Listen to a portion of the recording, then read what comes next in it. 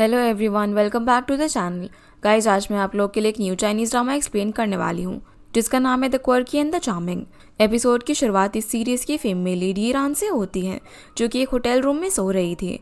उसके पास एक लड़का भी सो रहा था, पर उसका फेस हमें अभी दिखाया नहीं जाता। ईरान आधी नींद में उस लड़के की बॉडी को टच कर रही थी, जिसे देखकर वो लड़का जब उसे टोकता है तो ईरान की नींद खुल जाती है। वो उस लड़की को देखकर इतना शॉक हो जाती है कि वो उसे लात मारकर बेड से गिरा देती है। अब ये चीज़ ईरान का सपना थी या फिर रियलिटी है तो हमें आगे ही पता चलेगा, पर प्रेजेंट टाइम में हम ईरान को चॉकलेट की कॉस्ट्यूम पहनकर एक शॉप के बाहर पैम्पलेट बांटते हुए देखते हैं। ईरान उस शॉप में काम करती थी और आज वैलेंटाइंस डे पर उस शॉप में एक फुल पैकेट चॉकलेट के साथ एक बैलून फ्री दिया जा रहा था। ईरान उसी चीज़ का पैम्पलेट बांट रही थी। उसका काम खत्म होने के बाद वो अपने बॉयफ्रेंड नियान को वैलेंटाइंस डे के लिए मिलने बुलाती हैं, पर उसका बॉयफ्रेंड काम में बिजी होने का बोलकर उसे मिलने से मना कर देता है। इसके बाद वो फिर से अपने काम में बिजी हो जाती हैं। अब यहाँ पर ईरान का बॉस बहुत ही बुरा पर्सन था। वो तो एक्सपायर आइटम्स को भी सेल करता था, उन्हें फेंकता नहीं था। ईरान जब उन्हें ऐसा करने से मना करती है तो उसका बॉस उस पर ही गुस्सा करने लग जाता है। उसके मुताबिक ये आइटम्स बस 1-2 दिन पहले एक्सपायर हुए हैं, तो उन्हें खाने से कुछ भी नहीं होगा। ईरान बॉस के अगेंस्ट जाकर एक्सपायर चीज़ें फेंक तो नहीं सकती थी, पर जब शॉप में एक बच्चा एक्सपायर चॉकलेट लेने के लिए आता है तो शी उसे देने से मना कर देती है, ताकि उस बच्चे को उस एक्सपायर चॉकलेट से कोई हार्म ना हो। ये चीज़ देखकर उसका बॉस उसे बहुत डांटता है। तभी वहाँ पर उस बच्चे की माँ आ जाती है, जो कि उसके बच्चे को चॉकलेट ना मिलने की वजह से गुस्सा थी, पर वो कन्फ्यूजन में यहाँ पर ईरान की बॉस को थप्पड़ मारकर उन्हें गाली देकर चली जाती है। इस चीज़ से ईरान का बॉस उस पर काफ़ी गुस्सा था कि वो उसे जॉब से निकाल देता है। ईरान को भी ऐसी शॉप पर घटिया बॉस के साथ काम नहीं करना था, इसीलिए वो भी खुशी खुशी जॉब छोड़ने के लिए राज़ी हो जाती है। पर इससे पहले वो उसे इस महीने की सैलरी मांगती है, जो कि उसका बॉस उसे देने से मना कर देता है। तब ईरान उसकी शॉप की complaint food safety department, police, media और हेल्थ डिपार्टमेंट को करने की धमकी देती है, क्योंकि 1 वीक पहले ईरान ने ऐसी शॉप से एक फूड आइटम खाया था जो कि एक्सपायर था, जिसके बाद उसे फूड पॉइजनिंग हो गई थी। इसका मेडिकल रिपोर्ट भी उसके पास था और उस मेडिकल रिपोर्ट के जरिए वो अथॉरिटीज़ को कंप्लेन करके ये शॉप बंद करवा सकती थी। जिसकी ये बात सुनकर उसका बॉस उसे सैलरी तो दे देता है, लेकिन सिर्फ आधी ही, और बाकी सैलरी उसी दुकान से खाना लेकर खाने के लिए काट लेता है, भले ही वो एक्सपायर आइटम्स थे। ये सुनकर वो गुस्से में वहाँ से चली जाती है। जिसके बाद हमें ईरान की लाइफ दिखाई जाती है। वो भले ही एक लोअर मिडिल क्लास हो, पर उसे हमेशा से एक लग्जरी लाइफ जीनी थी। ऐसे सपने को पूरा करने के लिए वो हर एक छोटे मोटे जॉब्स करती थी, फिर भी वो किसी तरीके से अपना खर्चा चला रही थी।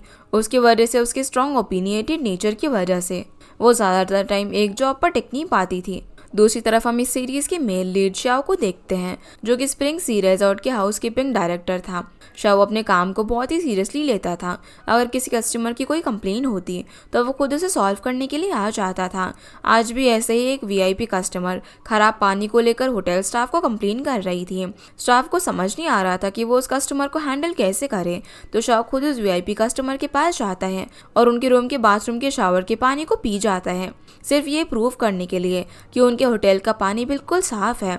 बाथरूम का हर आइटम जर्मनी से लाया गया है और पाइपलाइन का पानी भी अपने आप ही प्योरीफाई हो जाता है। साथ ही वो उस वीआईपी कस्टमर को उनका न्यू ओशन व्यू सूट और डिशेस फ्री में ट्राई करके रिव्यू देने की रिक्वेस्ट करता है, जिसके लिए वो कस्टमर भी खुशी खुशी तुरंत मान जाती है। ये सब सिर्फ शाओ का एक मार्केटिंग प्लान था, ताकि लग्जूरियस चीज़ों को ट्राई करने में वो लोग इतना बिजी हो जाए कि होटल की ख़राब चीज़ों के बारे में भी भूल जाए, और उसका ये प्लान काम भी आ जाता है। भले ही बाथरूम का पानी पीने की वजह से उसका पेट थोड़ा सा खराब हो, पर उसे उससे कोई फ़र्क नहीं पड़ता। जिसके बाद शाओ के असिस्टेंट लिन से उसे खबर मिलती है कि उनके होटल चीफ के डिज़ाइनर सूट का एक बटन खो गया है और अब वो उन्हें होटल में नहीं मिल रहा है। लेकिन शाओ ने पहले ही इसका सोल्यूशन निकाल लिया था।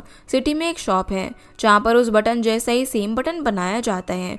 शाओ ने वहाँ की एक एम्प्लॉय से बटन की बात कर ली है, उन्हें सिर्फ वहाँ पर जाकर वो लाना होगा। परलिन 18 घंटे से वहाँ पर ड्यूटी कर रहा था, उसे अब रेस्ट चाहिए था। वो शाओ की तरह नहीं है, जो कि बिना सोए इतने टाइम ड्यूटी कर पाए। उसकी ये बात सुनकर शाओ खुद वो बटन लेने जाने का डिसाइड करता है, जिसके बाद वो मीटिंग के लिए चला जाता है। इधर ईरान एक रेस्टोरेंट में अपने बॉयफ्रेंड नियान को एक दूसरी लड़की के साथ पकड़ लेती है। नान यहाँ पर काम का बहाना करके एक दूसरी लड़की के साथ उसे चीट कर रहा था। इस बात से वो इतना गुस्सा होती है कि नियान के फेस पर पानी फेंककर उसे गाली देकर वहाँ से चली जाती है।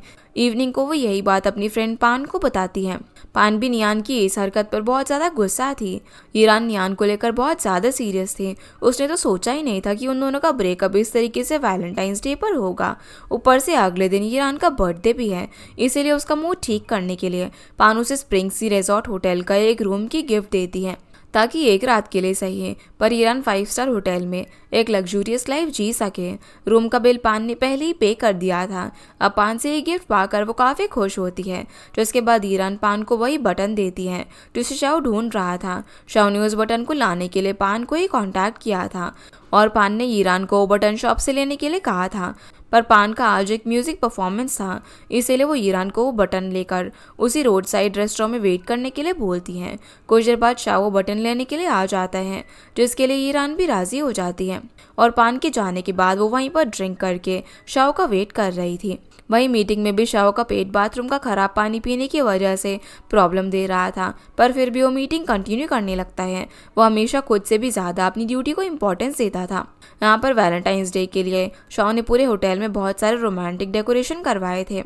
होटल के बाहर कोने में एक इमरजेंसी फ्लावर बॉक्स रखा गया था, ताकि किसी भी कस्टमर को अपनी गर्लफ्रेंड को फ्लावर देने के लिए परेशान ना होना पड़े। वीआईपी सूट्स में भी उसने 50% ऑफ दिया था, ताकि कपल्स उन्हीं रूम को बुक करें। उन रूम को बुक करने पर कपल्स को एक कैंडल लाइट डिनर भी फ्री दिया जाएगा। शाओ के ये सारे प्लान्स होटल स्टाफ को बहुत ज़्यादा पसंद आते हैं, सिवाय होटल एचआर ओजी की बजाय। वो यहाँ पर शाओ को कोई क्वेश्चन पूछता उससे पहले शाओ मीटिंग खत्म करके वहाँ से चला जाता है। यहाँ पर ओजी और शाओ के बीच हमेशा नोकझोंक चलती रहती थी। ओजी तो शाओ को ज़रा भी पसंद नहीं करता था। कुछ देर बाद शाओ अब ईरान से मिलता है और उसे वो बटन लेता है। साथ ही वो ईरान से वहाँ पर मौजूद पब्लिक टॉयलेट के बारे में पूछता है। तब वो उसके पास ही की एक स्ट्रीट में मौजूद पब्लिक टॉयलेट तक लेकर जाती है, जो कि बहुत ही गंदा था, लेकिन शाओ के पास और कोई ऑप्शन नहीं था, इसीलिए वो उसे यूज़ करना पड़ता है। लेकिन इस टॉयलेट में काफ़ी अंधेरा था, इसीलिए वो ये को बाहर ही रुकने के लिए बोलता है, लेकिन उसे ड्रंक होने की वजह से वॉमिटिंग हो रही थी, इसीलिए वो वहाँ से चली जाती है। ईरान के अचानक चले जाने से और उस टॉयलेट की गंदगी से शाओ को बहुत ज़्यादा गुस्सा था और ऊपर से वो बटन उस गंदे टॉयलेट में गिर जाता है। शाओ किसी तरीके से 2 स्टिक की मदद से उस बटन को रुमाल में बांधकर होटल तक लेकर आता है। फिर वो लिन को उस बटन को साफ करके उनके होटल चीफ को देने के लिए बोलता है, जिसके बाद वो नहाने चला जाता है। इधर ईरान उसके 5 स्टार होटल में रहने के लिए आ गई थी, जहाँ पर एक रात के लिए एक रूम उसे पान से गिफ्ट मिला था। रूम पहुंचकर ईरान पूरे रूम को एक्सप्लोर करने लग जाती है। वो बाथरूम में नहाती है और ड्रिंक करती है और जोर से उसे गाना गाकर एंजॉय करती है। लाइफ में पहली बार एक 5 स्टार होटल में रहकर वो बहुत ज़्यादा खुश थी। दूसरी तरफ शाओ थोड़ी देर के लिए रेस्ट करने ही वाला था कि तभी उसे होटल स्टाफ से कॉल आता है कि रूम नंबर 8020 का कस्टमर बहुत ज़ोर से गाना गा रहा है। पास वाले रूम के कस्टमर्स इससे डिस्टर्ब हो रहे हैं और ये ईरान का ही रूम था। शाओ उसे समझाने के लिए चला जाता है, लेकिन वहाँ पर जाने के बाद उसे पता चलता है कि ये तो ईरान का रूम है और उसने इतनी ज़्यादा ड्रिंक कर ली थी कि वो उसकी बात सुनने के लिए होश में ही नहीं थी। ऊपर से वो शाओ को अपना बॉयफ्रेंड नियान समझकर उसे हक कर लेती है और उसे छोड़ ही नहीं रही थी। किसी तरीके से वो ईरान को बेड पर सुला तो देता है, लेकिन वो उसका अपना बॉयफ्रेंड नियान समझकर गुस्से में उसके सर पर एक बॉटल मार देती है, जिससे शाओ वहीं पर बेहोश होकर सो जाता है और उसके पास ईरान भी सो जाती है। अगली सुबह अब जब शाओ का असिस्टेंट लिन उसे ढूंढता हुआ उसके रूम तक आता है, तो शाओ तो वहाँ पर नहीं था, क्योंकि शाओ तो ईरान के रूम में बेहोश पड़ा हुआ था। वहीं ईरान नींद में शाओ की बॉडी को टच कर रही थी, जिसे देखकर शाओ उसे रोकता है। अब अचानक से शाओ को अपने पास लेटा हुआ देखकर वो इतनी ज़्यादा शॉक थी कि उसे लात मारकर बेड से गिरा देती है। और ये वही सीन था जो कि हमने एपिसोड की शुरुआत में देखा था। अब जाकर हमें पता चलता है कि ये दोनों एक ही बेड में कैसे सोए थे। शाओ फिर उसे कल रात की सारी बातें बोलता है कि कैसे ईरान ने उसके सर पर बॉटल मारकर उसे बेहोश करवा दिया था। उसके सर में लगी चोट इस बात का प्रूफ है। ईरान को भी अपनी गलती समझ में आ गई थी, इसीलिए वो शाओ को कुछ ज़्यादा नहीं बोलती। जिसके बाद शाओ वहाँ से चला जाता है। कुछ देर बाद होटल से चेकआउट करने के लिए ईरान रिसेप्शन में जाती है, पर वहाँ उसे पता चलता है कि रूम के लिए पान ने पहले ही पे कर दिया था, पर उसने जो रूम में मौजूद मिनी बार से ड्रिंक्स पी है उसके 600 युआन का बिल उसे पे करना होगा। ईरान को तो इस बारे में पता ही नहीं था। उसे लगा कि वो मिनी बार रूम फीस के साथ इंक्लूडेड है और रूम में मौजूद कार्ड इतना छोटा है कि उसने तो वो देखा भी नहीं और उसी कार्ड में मिनी बार की प्राइसेस मेंशन होते हैं। अब मजबूरी में उसे 600 युआन पे करना पड़ता है, जो कि उसके लिए काफ़ी ज़्यादा थे। फिर जब वो बाथरूम में थी तो वहाँ पर उसे गुआर लुयन नाम की होटल स्टाफ की दोनों लड़कियों की बातें सुनाई देती हैं, जो कि उसी के बारे में बुरा भला बोल रही थी। उन दोनों को पहले पता नहीं था कि वहाँ पर ईरान उनकी बातें सुन रही है।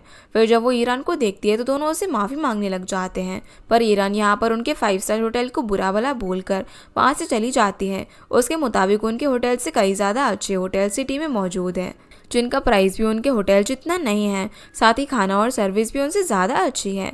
घर आने के बाद ईरान अब उनके स्प्रिंग सी रिजॉर्ट होटल के बारे में एक बुरा रिव्यू सोशल मीडिया पर लिख देती है। तो इसके बारे में जब होटल पीआर शू को पता चलता है तो वो इसके लिए ज़रा भी टेंशन नहीं लेती, क्योंकि वो शाओ को एक कंपटीशन की तरह लेती थी। अगर होटल की हॉस्पिटैलिटी को बुरा रिव्यू मिल रहा था तो इससे शाओ का इमेज खराब होगा, और यही शू चाहती थी। इसके बाद हमें शाओ और ईरान की डेली लाइफ दिखाई जाती है। एक तरफ जहाँ पर ईरान केयर फ्री, इनडिसिप्लिन, मेसी लड़की थी, तो वहीं शाओ एक डिसिप्लिन, वर्कोहॉलिक और रिस्पॉन्सिबल पर्सन था। देखकर ही लग रहा था कि दोनों एक दूसरे से बहुत ही अलग हैं, भले ही उनकी सोच हो या फिर उनकी लाइफस्टाइल। वहीं आज ईरान का बर्थडे था और शाओ के लिए भी आज सबसे बड़ा दिन था। आज star hotel industry development summit था, जहां पर सभी होटल एम्प्लॉयज़ और बड़े बड़े होटल की परफॉर्मेंस को देखा जाएगा। एम्प्लॉयज़ की परफॉर्मेंस को रिव्यू करके उन्हें प्रमोशन भी दिया जाएगा। इस समिट के लिए होटल के इन्वेस्टर्स और बड़े बड़े बिजनेसमैन आए हुए थे, जो कि होटल की अच्छे परफॉर्मेंस को रिव्यू करके अपने हिसाब से इन्वेस्ट करेंगे। इस समिट में पीआर हेड शू गेस्ट का वेलकम कर रही थी, पर जब वो एक गेस्ट को होटल स्टाफ को मोलेस्ट करते हुए देखती है तो वो पहले तो उस गेस्ट के लेग पर अपने हील से वार करती है, फिर सिक्योरिटी को बोलकर उस गेस्ट को इस मीटिंग से बाहर निकलवा देती है। शो के मुताबिक कोई भी कितना भी ज़्यादा बड़ा इन्वेस्टर या फिर बिजनेसमैन क्यों ना हो, वो किसी लड़की को मोलेस्ट नहीं कर सकता। तभी वहाँ पर शाओ आता है, जिसके साथ बात करते हुए शो मीटिंग में जाने लगती है। यहाँ पर शो ब्राइट प्लैटिनम होटल में और शाओ स्प्रिंग सी होटल में काम करता था। दोनों होटल के ओनर एक ही थे, पर इन दोनों में अपने होटल को अच्छा रिव्यू मिलने को लेकर हर टाइम कंपटीशन चलता रहता था। शू तो शाओ और उसके होटल को नीचे दिखाने का एक भी मौका नहीं छोड़ती थी। इसीलिए आज भी जब उनके होटल को लेकर प्रेजेंटेशन चल रही थी, तब शू जानबूझकर स्प्रिंग सी रिजॉर्ट होटल को मिले नेगेटिव रिव्यू वहाँ पर आए हुए लोगों को दिखाती है, ताकि वो शाओ को नीचे दिखा सके और ये प्रूव कर सके कि वो अपने होटल को शाओ से ज़्यादा अच्छे से संभाल रही है। शाओ के होटल को तो नेगेटिव रिव्यू मिल रहे हैं, लेकिन शाओ इस नेगेटिव रिव्यू को भी अपनी बातों से घुमाकर वहाँ पर आए हुए लोगों का दिल जीत लेता है। उसके मुताबिक उनकी होटल वेबसाइट पर सिर्फ ये एक ही नेगेटिव रिव्यू आया है, और ये नेगेटिव रिव्यू उनके लिए अच्छी बात है। इस कस्टमर के इस रिव्यू से वो लोग अपने मिस्टेक को सुधार कर अपने होटल की हॉस्पिटैलिटी को और भी ज़्यादा अच्छा कर सकते हैं। इस नेगेटिव रिव्यू से ये भी प्रूफ होता है कि वो लोग दूसरे लोगों की तरह अच्छा रिव्यू बाय नहीं करते। उनके होटल को मिले हुए रिव्यूज़ अनबायस्ड हैं। फिर समिट मीटिंग खत्म होने के बाद जब शाओ उस नेगेटिव रिव्यू के बारे में छानबीन करता है तो उसे पता चलता है कि वो रिव्यू और किसी ने नहीं बल्कि ईरान ने दिया था। साथ ही उसे होटल रिसेप्शन स्टाफ में काम करने वाली लड़की से पता चलता है कि वो बाथरूम में अपने दोस्त के साथ ईरान के बारे में बुरी बातें बोल रही थी, क्योंकि ईरान ने रूम की मिनी बार से ड्रिंक्स पी ली थी, जिसका बिल भी वो काफ़ी मुश्किल से पे कर पाई थी। उनकी ये सब बातें वहाँ पर मौजूद ईरान ने सुन ली थी, जिससे गुस्सा होकर ही उसने वो नेगेटिव रिव्यू उनके होटल को दिया है। अब कस्टमर के लिए उसका ये ख़राब बिहेवियर देखकर शाओ उस पर बहुत ज़्यादा गुस्सा करता है। उसे भी बहुत से कस्टमर पसंद नहीं आते, स्पेशली ईरान को तो बिल्कुल भी पसंद नहीं करता। पर इसका मतलब ये नहीं है कि उनका होटल स्टाफ कस्टमर के साथ मिसबिहेव करे। कस्टमर जब तक इस होटल में रहते हैं उन्हें अच्छी सर्विस प्रोवाइड करना उनकी रिस्पॉन्सिबिलिटी है, लेकिन गुई ने कस्टमर की इंसल्ट करके बहुत ही बड़ी गलती की थी। उसकी इस हरकत की वजह से उनके होटल को नेगेटिव रिव्यू मिला है, जो कि उनके होटल बिजनेस के लिए बहुत ही बुरा है। इसीलिए शाओ उसे जॉब से निकल जाने को बोलता है। अब गुई की काफ़ी रिक्वेस्ट करने पर भी वो उसकी बात नहीं सुनता, जिसके बाद शाओ अपने असिस्टेंट के साथ यू को ढूंढने के लिए निकल जाता है। वो अब ईरान के साथ एक डील करके उसे उसके होटल का नेगेटिव रिव्यू पॉजिटिव में बदलना चाहता था। ईरान की दोस्त पान से उसे उसकी लोकेशन मिल चुकी थी, जहां पर ईरान इस टाइम एक हॉरर मूवी की शूटिंग कर रही थी। वहां वो एक गोस्ट का छोटा सा रोल कर रही थी। शूटिंग के बीच में शाओ वहां पर ईरान को ढूंढता हुआ घुस जाता है, इसलिए डायरेक्टर शूटिंग वहीं पर रोककर लंच ब्रेक दे देता है। तो इसके बाद ईरान जब बाकी क्रू मेंबर्स के साथ लंच कर रही थी तो उसे वहाँ पर शाओ की बातें सुनाई देती हैं, जो कि उसी के बारे में बात कर रहा था। ईरान ने उस टाइम घोस्ट का मेकअप करके रखा हुआ था, इसलिए शाह उसे पहचान नहीं पा रहा था। वो उसी के बारे में बुरा भला बोल रहा था कि हॉरर मूवी की शूटिंग कर रही है, दिखती भी एकदम घोस्ट की जैसी है। शाह की ऐसी बातें सुनकर ईरान गुस्से में एक स्कल शाह की तरफ फेंकती है, जिससे डर कर वो वहाँ से भाग जाता है। अब उसमें इतनी हिम्मत नहीं थी कि वो इस हॉरर मूवी की शूटिंग के बीच ईरान को ढूंढे, इसीलिए वो उसके घर जाकर उससे मिलने का डिसाइड करता है। ईरान का घर का एड्रेस निकालने के लिए शाहपान से मिलने जाता है और उसके सामने ऐसी एक्टिंग करता है जैसे कि वो अपने खराब बिहेवियर के लिए ईरान से माफ़ी मांगना चाहता है। वो तो उसका कॉल भी नहीं उठा रही और उसे शूटिंग सेट पर भी नहीं मिली, इसीलिए वो उसके घर जाना चाहता है। शाह का ये प्लान काम भी आ जाता है। पान उसकी बातों में आकर उसे ईरान के घर का एड्रेस बता देती है। साथ ही उसे पान से ईरान के बर्थडे के बारे में पता चलता है, इसीलिए वो मॉल जाकर एक expensive skin care kit Iran के लिए खरीदता है। तभी उसे वहाँ पर शो मिलती है। शो उसे देखकर उसे फ्लर्टिंग कर रही थी, उसे डिनर पर भी इन्वाइट कर रही थी, लेकिन वो उससे ज़्यादा बात नहीं करता और क्लाइंट से मिलने जाने का बहाना करके वहाँ से चला जाता है। इधर ईरान अपने बर्थडे के लिए केक ऑर्डर करती है, पर 1 घंटा बीत जाने के बाद भी वो केक डिलीवर नहीं होता। वो डिलीवरी वुमेन को कॉल करती है, जो उसे जल्दी पहुंचने का प्रॉमिस करती है। कुछ देर बाद वो डिलीवरी वुमेन आकर ईरान का केक डिलीवर करती है और उसे अच्छे रिव्यू देने को बोलती है, पर इतनी देर बाद डिलीवरी होने को लेकर ईरान पहले से ही गुस्सा थी, तो वो अच्छे रिव्यू भी उसे क्यों दे। लेकिन जब वो उस डिलीवरी वुमेन की छोटी बच्ची को उसके साथ देखती है तो उसे उस लेडी के लिए काफ़ी बुरा फील होता है, क्योंकि वो एक सिंगल मदर थी जो कि अपने काम के साथ अपने बच्चे को भी संभाल रही थी। इसीलिए वो उस लेडी की बच्ची को अपने केक का एक पीस दे देती है और उस डिलीवरी वुमेन को भी अच्छे रिव्यूज़ देने का प्रॉमिस करती है। उस डिलीवरी वुमेन के जाते ही वहाँ पर शाह आ जाता है, जो ज़बरदस्ती ईरान के घर में घुस जाता है और उसके बोलने पर भी वो बाहर नहीं जाता। ईरान का घर काफ़ी मेसी था। किस तरीके से अब वो एक जगह ढूंढकर शाह सोफे पर बैठ जाता है और फिर ईरान को एक डील ऑफर करता है, जिसके बेसिस पर वो ईरान को 3 दिन तक उनके होटल की सबसे लग्जूरियस सूट में रहकर वहाँ का खाना और बाकी सर्विस यूज़ करके उनके होटल को लेकर एक अच्छे रिव्यू देने को बोलता है। और अगर उनके होटल सर्विस में कोई भी कमी है तो वो उसे भी पॉइंट आउट करने को कहता है। ये पहले तो इस ऑफ़र को मना कर देती हैं, पर जब शाह से इस काम के लिए $200 ऑफ़र करता है तो वो तुरंत ही इस डील को एक्सेप्ट कर लेती हैं। पर जब ईरान अपना सामान पैक करने जाने वाली थी तो वो अपने बिखरे हुए सामान में उलझकर शाह पर गिर जाती हैं, जिस दौरान थोड़ी देर के लिए दोनों करीब आ गए थे। इससे वो दोनों काफ़ी एम्बैरस फील करते हैं। कुछ देर बाद शाह अब ईरान को उनके स्प्रिंग सी रिजॉर्ट होटल में लेकर जाता है, जहाँ इस बार बहुत ही अच्छे तरीके से ईरान को वेलकम किया जाता है। दूसरी तरफ गुई जॉब से निकल जाने की वजह से दुखी थी। तब उसकी फ्रेंड, जिसका नाम मो है, वो उसे ईरान से माफ़ी मांगकर अपना जॉब वापस लेने की एडवाइस देती हैं। इस टाइम पर ईरान होटल में ही थी। अगर ईरान गुई को माफ़ कर देती हैं तो शायद शाह उसे फिर से जॉब पर रख ले। गुई को भी ये एडवाइस बहुत ही सही लगती है। इधर शाह ईरान को एक बहुत ही लग्जूरियस रूम में लेकर आता है। ये रूम अब 3 दिनों तक ईरान का था, जहाँ पर वो 3 दिनों के लिए रिच पर्सन की लाइफ जी सकती थी, जो कि वो हमेशा चाहती थी। फिर शाह उनकी डील का एक कॉन्ट्रैक्ट ईरान को साइन करने के लिए बोलता है, पर ईरान के मुताबिक होटल के सभी सर्विस को एक्सप्लोर करने के लिए उसे 1 वीक चाहिए। लेकिन शाह 3 दिन से ज़्यादा उसे होटल में नहीं रखना चाहता। पर जब ईरान उसे रूम की चीज़ों को एक के बाद एक बुरे रिव्यूज़ देने लगती हैं, तब वो उसे 1 वीक के लिए वहाँ पर रहने के लिए मान जाता है, जिसके बाद वो उस रूम से चला जाता है। अब ईरान 1 वीक तक 5 स्टार होटल में लग्जूरियस लाइफ को एंजॉय करने वाली थी, तो इसके लिए वो काफ़ी खुश थी। जिसके बाद हम देखते हैं कि ईरान शाह के कैबिन में बैठी हुई थी। अब इस होटल में उसका बर्थडे भी सेलिब्रेट किया जा चुका था। अब तो लिनो से उनके होटल की म्यूज़िक पर ओपिनियन देने के लिए बोलता है, ताकि अगर उनके होटल का म्यूज़िक ठीक ना हो तो वो लोग उसे इम्प्रूव कर पाए। लेकिन ईरान कोई भी म्यूज़िक सुनना नहीं चाहती थी। वो जब भी कोई फैंसी म्यूज़िक सुनती है तो उसे नींद आ जाती थी, तो वो इस मामले में अपना क्या ही ओपिनियन देती। शाह उसे अब इस चीज़ के लिए मनाने की कोशिश करता है। तब ईरान मौका देकर शाह से गुई को जॉब पर वापस रखने की रिक्वेस्ट करती है। उसके मुताबिक गुई ने उसकी इंसल्ट की थी और उसने उसे माफ़ कर दिया है। इस मामले में देखा जाए तो शाह का कोई भी लेना देना नहीं है। ये तो 2 लड़कियों के बीच की बात है, तो उसे गुई को जॉब पर रख लेना चाहिए। और वैसे उसने गुई से मिली हुई इंसल्ट की वजह से ही नेगेटिव रिव्यू दिया था। तो अब जब उन दोनों के बीच में सब कुछ ठीक हो चुका है तो शाह को भी गुई को माफ़ कर देना चाहिए। ईरान इस टाइम उनके लिए बहुत ही इंपॉर्टेंट थी, इसीलिए शाह उसकी बात मान जाता है। अब जब शाह ने उसकी बात मान ली थी तो ईरान भी उनके होटल का म्यूज़िक जज करने के लिए मान जाती है। जिसके बाद गुई को अपनी जॉब वापस मिल जाती है, पर वो बाकी एम्प्लॉयज़ के सामने ऐसा दिखाती है जैसे कि उसके जितना परफेक्ट एम्प्लॉय यहाँ पर कोई भी नहीं है। रिसेप्शन स्टाफ में से सिर्फ उसे ही यहाँ पर इंग्लिश आती है, उसके बिना तो इस होटल का काम चल ही नहीं सकता, इसलिए शाओ ने उसे वापस जॉब पर रख लिया। दूसरी तरफ हम एक न्यू कैरेक्टर को देखते हैं जिसका नाम शेन है, जो कि अभी अभी चाइना की शंघाई सिटी में आया है। उसके दोस्त उसे इन्फॉर्म करते हैं कि उसकी असिस्टेंट वाइट सूट पहनकर उसका वेट पार्किंग लॉट में करेगी। उसी टाइम हम वहाँ पर शो को देखते हैं जिसने कि वाइट सूट ही पहनकर रखा हुआ था। शेन उसे अपनी दोस्त की असिस्टेंट मानकर उसकी कार में बैठ जाता है, जो देखकर शो उस पर गुस्सा करने लग जाती है।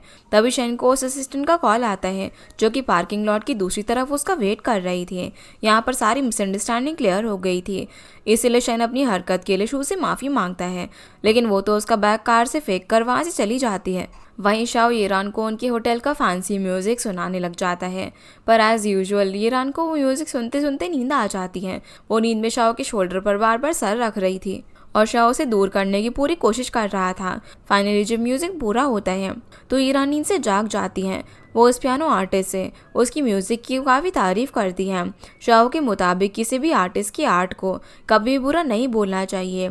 उन्हें अगर उनका आर्ट समझ में ना आए, इसका मतलब ये नहीं है कि उनका आर्ट बुरा है। ईरान के साथ साथ शाओ भी उस आर्टिस्ट की म्यूजिक स्किल की तारीफ़ करता है। उसके बाद ईरान के कहने पर वो पियानो आर्टिस्ट उन दोनों की एक फ़ोटो खींचती हैं। आर्टिस्ट के जाने के बाद ईरान शाओ को कस्टमर्स के मूड और उनके वाइब के हिसाब से उन्हें म्यूज़िक सुनाने को बोलती हैं। हर कस्टमर की म्यूज़िक की पसंद अलग हो सकती है। इन सब बातों के बीच में शाओ के पेट से आवाज़ आ रही थी। ईरान समझ जाती है कि अपने वर्कहॉलिक नेचर की वजह से वो खाना खाना ही भूल गया है, इसलिए वो उसको अपनी पसंद की स्ट्रीट फूड स्टॉल में लेकर जाती है। वहाँ के सभी स्ट्रीट फूड ओनर्स ईरान को अच्छे से जानते थे और अगर वो खाने को लेकर उन्हें कोई ओपिनियन देती थी तो ओनर उसे भी अपने खाने में अप्लाई करते थे। ये बात शाओ को थोड़ी सी अजीब लगी क्योंकि उसने भी किसी फूड ओनर के खाने को नेगेटिव रिव्यू नहीं दिया था। उनके 5 स्टार होटल की तरह सिर्फ अच्छे से समझाया था कि कैसे वो अपने आप को और इम्प्रूव कर सकते हैं।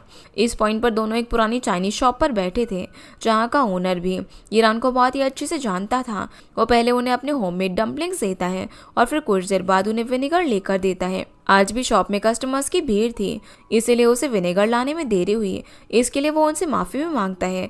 इतनी गलतियों के बाद भी ईरान को नेगेटिव रिव्यू ना देता हुआ देखकर शाओ शॉक था, जबकि डम्पलिंग्स के साइज़ भी अलग थे। 1-2 डम्पलिंग्स तो फटे हुए थे और जिस प्लेट में उन्हें सर्व किया गया था वो भी साइड से थोड़ी टूटी हुई थी। लेकिन ईरान को इन सब छोटी छोटी गलतियों से कोई भी फ़र्क नहीं पड़ता। उसके मुताबिक ये डम्पलिंग्स हैंडमेड है, मशीन से नहीं बने हैं, तो साइज़ में डिफरेंस तो होगा ही। और मेन पॉइंट टेस्ट का है, जो कि ये छोटे शॉप के ओनर्स कस्टमर की टेस्ट के हिसाब से ही खाने को इम्प्रूव करते हैं। कस्टमर्स की भीड़ होने के बाद भी वो उनके लिए विनेगर लाना नहीं भूला, मतलब कि उसी कस्टमर की केयर है। अब सालों के भरोसे के बाद ही ओनर्स और कस्टमर्स के बीच इतना अच्छा बॉन्ड बनता है, जो कि उनके 5 स्टार होटल में देखना इम्पॉसिबल है। 5 स्टार होटल्स तो कस्टमर्स से रिश्ता नहीं बल्कि पैसा बनाते हैं। जिसके बाद ईरान अपने चाइल्डहुड की एक बात शाओ को बताती है। वो जब छोटी थी तो उनकी फैमिली भी एक फूड स्टॉल चलाती थी, जो थी तो छोटी सी शॉप पर कस्टमर्स के बीच बहुत ज़्यादा पॉपुलर थी। एक दिन शॉप में इतनी भीड़ हुई थी कि उसके पेरेंट्स कस्टमर्स को अकेले संभाल नहीं पा रहे थे। तब कस्टमर उनकी हेल्प करने लगे और सब लोग एक साथ खाना बनाकर खाने को एंजॉय करने लगे।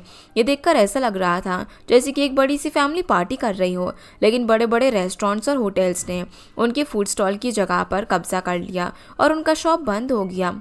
ईरान की यह बात सुनकर शाओ को बहुत ही अच्छा लगता है और अगले दिन वो होटल अथॉरिटीज़ और स्टाफ को अपने न्यू आइडिया सुनाता है कि ओकेजनली कस्टमर्स उनके हेड शेफ्स के साथ मिलकर अपना खाना बना सकते हैं। अब कस्टमर्स तो अलग अलग कंट्री के भी हो सकते हैं, इसीलिए उनके होटल में इंडियन, थाई, जापानीज़, अमेरिकन जैसे कुछ कंट्रीज़ के शेफ़ मौजूद होंगे जो कस्टमर को उनके ट्रेडिशनल डिशेस खिला पाए और उन कस्टमर्स के साथ खाना भी बना पाए। शाओ का ये नया आइडिया सभी को काफ़ी पसंद आता है। वही ईरान की रूम को हाउसकीपिंग स्टाफ की एक लड़की जिसका नाम फेंग होता है वो साफ़ कर रही थी और किसी बात को लेकर रो भी रही थी। उससे रोने की वजह पूछने पर ईरान को पता चलता है कि फेंग ने एक शॉप से बहुत ही कॉस्टली स्किन केयर अपनी मॉम के लिए खरीदा था, लेकिन उस क्रीम से उसकी मॉम की स्किन बर्न हो गई। शॉप ओनर से उसने जब रिफंड मांगा तो उसने देने से मना कर दिया और फेंग को ये झूठा बोलने लगा, कहा कि ये बर्निंग उसके शॉप की स्किन केयर से नहीं हुई है। फेंग सिर्फ इस होटल के अंदर एक इंटर्न है, उसकी सैलरी इतनी नहीं है कि वो अपनी मॉम का ट्रीटमेंट करवा पाए। इस टाइम उसे कॉस्टली स्किन केयर के रिफंड की बहुत ज़्यादा ज़रूरत है। ईरान को अब समझ में नहीं आता कि वो फेंग को क्या एडवाइस दे। तभी उसे गर्ल स्टाफ लॉकर रूम में से बातें सुनाई देती हैं, जहाँ पर गुई फिर से ईरान को इंसल्ट करके उसके बारे में बुरा भला कह रही थी। तब ईरान लॉकर रूम के अंदर जाती है, जिसे देखकर गुई डर गई थी। उसे लगा कि उसकी जॉब फिर से चली जाएगी। वो ईरान से माफ़ी भी मांगती हैं, लेकिन वो उसे कुछ भी नहीं बोलती और अपने रूम में लेकर आती हैं फेंग की हेल्प करने के लिए। ईरान के दिमाग में एक आइडिया था। वो यहाँ पर गुई के फेस को ऐसा मेकअप करती है जिससे कि उसके फेस में एलर्जिक बर्न हुआ हो। गुई ने फिर से ईरान के पीठ पीछे उसके बारे में बुरा भला बोलकर गलती कर दी थी, इसलिए अपनी जॉब बचाने के लिए वो उसकी हर बात मानती है। जिसके बाद ईरान गुई के मेकअप वाले फेस का और फेंग की नॉर्मल फेस का फोटो इंटरनेट पर डालकर एक पोस्ट लिखती है कि उस ओनर की शॉप के क्रीम लगाने की वजह से फेस की ये हालत हुई है। गुई और फेंग थोड़ा बहुत सेम ही दिखते थे, इसलिए इस झूठे पोस्ट पर भी किसी को शक नहीं होता। और बात रही उस ओनर की, तो वो पोस्ट देखने के बाद सोशल मीडिया पर लोग उस ओनर को क्रिटिसाइज कर रहे थे, जिसके बाद वो ओनर फेंग को रिफंड देने के लिए मान जाता है और उससे वो पोस्ट डिलीट करने की रिक्वेस्ट करता है। फेंग इन सब के लिए ईरान को थैंक यू बोलती है। तब ईरान उसे स्ट्रांग बनकर दुनिया का सामना करने की एडवाइस देती है। वहीं शाओ के होटल में ब्राइट प्लैटिनम होटल के इन्वेस्टर्स आए हुए थे, जहां वो उनसे मिलकर उनके होटल के साथ इन्वेस्टमेंट का कॉन्ट्रैक्ट साइन करने का ऑफर देता है। उन इन्वेस्टर्स को भी स्प्रिंगसी रिजॉर्ट होटल की हॉस्पिटैलिटी बहुत ज़्यादा पसंद आई थी, इसलिए वो लोग शाओ से इस बार में सोचकर डिसीजन लेने का प्रॉमिस करते हैं। इधर ईरान जब होटल से बाहर जा रही थी, तभी लिफ्ट के पास उसे एक ओल्ड मैन दिखाई देता है जो कि क्लीनिंग स्टाफ से था। उस ओल्ड मैन की कार्ट अटक गई थी, फिर भी वो लिफ्ट रोककर उसका वेट कर रही थी, लेकिन लिफ्ट में मौजूद एक लड़की उस ओल्ड मैन का वेट नहीं करना चाहती थी, जिसे लेकर उस लड़की और ईरान के बीच में नोकझोंक होती है और वो लड़की अकेले लिफ्ट लेकर चली जाती है। फिर ईरान कार्ट को ठीक करने में उस ओल्ड मैन की हेल्प करती है और जब दोनों लिफ्ट के अंदर चले जाते हैं, तब ईरान के काइंड नेचर को देखकर वो ओल्ड मैन उसे थैंक यू भी बोलता है। जिसके बाद ईरान एक नर्सिंग होम में आती हैं, जहाँ पर उसकी ग्रैंडमा एडमिट थी। वो दोनों बातें करते हैं। यहाँ पर ईरान जो कि खाना उनके लिए लेकर आई थी, दोनों उसे खाकर एंजॉय करते हैं। ग्रैंडमा ईरान को अपनी सेविंग्स देती हैं और वो बस थोड़े ही पैसे थे, पर ईरान के लिए ग्रैंडमदर का प्यार मैटर करता था। उन्होंने जो थोड़े पैसे भी सिर्फ उसे ही देने के बारे में सोचा था, वही ईरान के लिए बहुत ही स्पेशल बात थी। दूसरी तरफ शाह होटल चीफ शिंग के पास जाता है, जो कि उसे चाइनीज ट्रेडिशनल नूडल्स बनाकर खिलाता है, जिसे खाकर उसे अपनी मॉम की याद आ जाती है। उसकी मॉम भी एक शेफ थी और चाइल्डहुड टाइम में उसने अपनी मॉम से ऐसे किचन में उसके साथ काम करने का प्रॉमिस किया था। और प्रेजेंट टाइम में शिंग उसे काम करने के अलावा भी पर्सनल लाइफ को जीने की एडवाइस देता है और हर दिन अच्छे से नींद पूरी करने के लिए बोलता है, क्योंकि शाह अपनी ड्यूटी की वजह से अच्छे से सोता नहीं था। वहीं शैन एक कॉलोनी में आता है। यहाँ पर हमें पता चलता है कि शैन और ईरान चाइल्डहुड फ्रेंड्स हैं और इसी कॉलोनी में रहते थे। उस कॉलोनी को देखकर शैन को चाइल्डहुड टाइम की बातें याद आती हैं, जहाँ पर वो ईरान के साथ साइकिल चलाता था। अब वो उस कॉलोनी में मौजूद एक घर को देखने के लिए जाता है, जहाँ पर अब कोई भी नहीं रहता था, पूरा घर खाली था। उसी टाइम पर ईरान भी वहाँ पर मौजूद थी, जो कि उस घर को देखकर अपने चाइल्डहुड के टाइम को याद कर रही थी। एक टाइम था जब ये उसका घर था, वहाँ पर वो अपने पेरेंट्स और ग्रैंडमदर के साथ रहती थी, लेकिन अब इस घर के अंदर बस उनकी यादें ही रह गई थी। इस पॉइंट पर ईरान और शैन दोनों ही इस घर को एक्सप्लोर कर रहे थे, पर वो दोनों ही एक दूसरे को देख नहीं पाते। इवनिंग को अब जब ईरान वापस से होटल में आती हैं, तो होटल के बाहर शाह उसे रिसीव करने के लिए आता है और अचानक से वो ईरान को उसके साथ डेट पर चलने के लिए पूछता है, जो बात ईरान के लिए बहुत ही शॉकिंग थी। शुरुआत ईरान से होती है, जो कि इस टाइम शाह के कैबिन में उसके साथ बैठी हुई थी। उसे समझ नहीं आ रहा था कि आखिर शाह ने उसे डेट पर चलने के लिए क्यों पूछा। क्या वो उसे इनडायरेक्टली प्रपोज कर रहा है? पर शाह होटल के एक इवेंट को टेस्ट करने के लिए ईरान को डेट के लिए पूछ रहा था। उसे उसके लिए कोई भी फीलिंग नहीं है, ये सिर्फ उनके बीच हुई डील का एक पार्ट है। ईरान समझ जाती है कि ये वर्कहॉलिक पर्सन किसी से भी प्यार नहीं कर सकता, इसीलिए तो एक डेट भी उसके लिए बिजनेस डील की तरह है। जिसके बाद शाह ईरान से सूजी के साथ हुए उसके आर्ग्यूमेंट के बारे में पूछता है। सूजी वही कस्टमर है जिसके साथ लिफ्ट में ईरान का झगड़ा हुआ था। उसने ईरान के खिलाफ होटल में कंप्लेन भी की है। तभी ईरान उसे लिफ्ट में हुए सभी इंसिडेंट बोलने लग जाती है कि कैसे क्लीनिंग स्टाफ के एक ओल्ड मैन की वो हेल्प कर रही थी और सूजी उस ओल्ड मैन के लिए लिफ्ट रोकने की वजह से उसकी इंसल्ट कर रही थी। पर शाओ के मुताबिक भले ही वजह कुछ भी हो, किसी भी स्टाफ को किसी कस्टमर के साथ मिसबिहेव नहीं करना चाहिए। लेकिन ईरान के मुताबिक इस पॉइंट पर वो भी होटल की एक कस्टमर है, तो किसी कस्टमर के साथ आर्ग्यूमेंट होने पर शाओ उसे गलत नहीं बोल सकता। अब शाओ इस पॉइंट पर ईरान को कुछ भी नहीं बोल पाता और ईरान वहाँ से चली जाती है। पर रात को उसे ईरान की बातें सोच सोच कर नींद नहीं आ रही थी। उसे ये सोचकर गुस्सा आ रहा था कि आखिर ईरान जैसी एक लड़की ने उसे अपनी बात उसे कैसे चुप करवा दिया। वो उसकी बात को गलत कैसे नहीं प्रूव कर पाया। वो बार बार ईरान को अपने सामने हेलुसिनेट कर रहा था, इसीलिए वो तुरंत ही उसे कॉल कर देता है उसकी बातों को गलत प्रूफ करने के लिए। पर वो उससे कुछ बोल ही नहीं पाता और बात बदलकर होटल रूम को कैसे एंटरटेनिंग बनाए इस बारे में पूछता है। तो ईरान उसे रूम में पजल गेम्स, कार्ड गेम्स और बोर्ड गेम्स रखने के लिए बोलती है और वो उसे सोने के टाइम पर डिस्टर्ब करने के लिए मना करके कॉल कट कर देती है। अगले दिन फिर हम शेन को देखते हैं जो कि एक रेस्टोरेंट में अपने मैनेजर से मिलता है। यहाँ पर शेन वाईटी नाम का एक बहुत ही बड़ा प्रोजेक्ट शुरू करने वाला था, जहाँ पर वो बहुत से होटल्स के साथ साथ ब्राइट, प्लैटिनम और स्प्रिंगसी रिजॉर्ट होटल ने ये प्रोजेक्ट उनके होटल में शुरू करने के लिए उन्हें रिक्वेस्ट की थी। जब शैनन होटल्स की फाइल देख रहा था, उसमें उसे शू का फोटो मिलता है, जिससे उसे पता चल जाता है कि वो ब्रिज प्लैटिनम होटल की पीआर और जनरल मैनेजर है। एक दिन पहले ही उसकी मुलाकात शू से उस पार्किंग लॉट में हुई थी, जब वो उसकी कार में जाकर बैठ गया था। यहाँ पर शैन का मैनेजर उसे स्प्रिंगसी रिजॉर्ट होटल के साथ प्रोजेक्ट शुरू करने की एडवाइस देता है, क्योंकि उनकी रेटिंग और हॉस्पिटैलिटी बाकी होटल से बहुत ज़्यादा अच्छी थी। लेकिन शो को देखने के बाद शैन एक बार प्रोजेक्ट के बहाने ही सही उससे मिलने का सोचता है। उसके बाद भले ही वो अपना डिसीजन ले ले। इधर हम शो को देखते हैं जो कि अभी अभी चाइना की दूसरी सिटी से शंघाई में आ चुकी थी और उसे खबर मिल चुकी थी कि शाओ का स्प्रिंगसी रिजॉर्ट होटल भी वाईटी प्रोजेक्ट को पाने की पूरी कोशिश कर रहा है। इसीलिए वो मिस्टर शेन से मिलकर वाईटी प्रोजेक्ट को हासिल करने का डिसाइड करती हैं। वो इतनी इजीली शाओ को जीतने नहीं दे सकती। इस पॉइंट पर शो को पता ही नहीं है कि मिस्टर शेन से एक बार पार्किंग लॉट में वो मिल चुकी है। इधर ईरान को एक कस्टमर और होटल हाउसकीपिंग स्टाफ लू नाम की एक लड़की की बातें सुनाई देती हैं। उस कस्टमर को हार्ट प्रॉब्लम था। लू ने जो मेडिसिन उन्हें दी थी वो उसे नहीं ले सकते थे, उन्हें किसी और मेडिसिन की ज़रूरत थी। असल में उनका मेडिकल होटल स्टाफ उन्हें बाहर ले जाकर ये दवाई लाने नहीं दे सकता था, ये उनकी रूल के खिलाफ था। तो ईरान लू से उस मेडिसिन का नाम जानकर खुद उस मेडिसिन को लेने के लिए निकल जाती हैं। दूसरी तरफ शू श्याओ से मिलने के लिए उसके होटल में आई थी, जहाँ पर वो दोनों ही वाईटी प्रोजेक्ट को हासिल करने के बारे में सोच रहे थे। श्याओ यहाँ पर जितना शू को अपना कंपटीशन मानता था, शू उससे कहीं ज़्यादा हराने के बारे में उसे सोचती रहती थी। यहाँ तक कि वो इस साल का बेस्ट होटल अवार्ड भी अपने ब्राइट प्लैटिनम होटल के लिए हासिल करना चाहती थी। तभी श्याओ ईरान को होटल से भागते हुए नोटिस करते हैं। उसे समझ नहीं आ रहा था कि आखिर वो इतनी जल्दी में कहाँ जा रही है। वहीं ईरान एक फार्मेसी से वो हार्ट इलनेस की मेडिसिन खरीदती है और होटल वापस आकर उस कस्टमर को देती है। उसकी इस काइंडनेस के लिए वो कस्टमर बहुत ही ज़्यादा ग्रेटफुल था। वो ईरान को पैसे भी ऑफर करता है, लेकिन वो सिर्फ उस मेडिसिन के पैसे लेकर चली जाती है।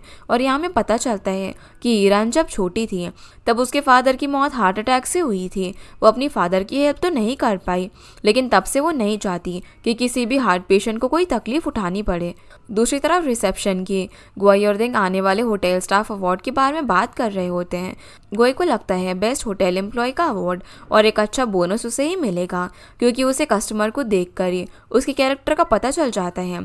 तभी वहाँ पर शेन आता है, जो कि कुछ दिनों तक इसी होटल में रहने वाला था, ताकि इस होटल की सर्विस को टेस्ट करके वाईटी प्रोजेक्ट को लेकर डिसीजन ले सके। शेन का स्टाइल और उसका बिहेवियर देखकर वही तो उसके प्यार में पड़ गई थी। और सिर्फ वही नहीं, होटल स्टाफ की सभी लड़कियां शेन के प्यार में पड़ चुकी थी। वो वहाँ पर मौजूद सभी लड़कियों का क्रश बन चुका था, क्योंकि शेन सभी लड़कियों के साथ बहुत ही अच्छा बिहेव करता था। भले ही वो कितनी छोटी जॉब करती हो, होटल स्टाफ की सभी लड़कियां बस उसी से बात कर रही थी। वही शेन इस होटल में किसी पर्सन को ढूंढ रहा था और उसे अपने मैनेजर से खबर मिलती है कि वो जिस पर्सन को ढूंढ रहा है वो इस टाइम इसी होटल में मौजूद है। यहाँ पर हम उसके पास एक पजल गेम को नोटिस करते हैं और रात को वही पजल गेम शेन लू के हाथों ईरान की रूम भेज देता है। मतलब कि शेन उस होटल में ईरान को ढूंढ रहा था। पर ईरान को लगा कि वो पजल गेम शाओ ने उसे भेजा है, क्योंकि उसने कल रात को होटल रूम में बोर्ड गेम्स रखने का एडवाइस दिया था। इसलिए वो इस बार में पूछने के लिए शाओ को ढूंढते हुए स्टोर रूम जाती है, लेकिन वहाँ उसे पता चलता है कि वो गेम तो शाओ ने उसे भेजा ही नहीं था।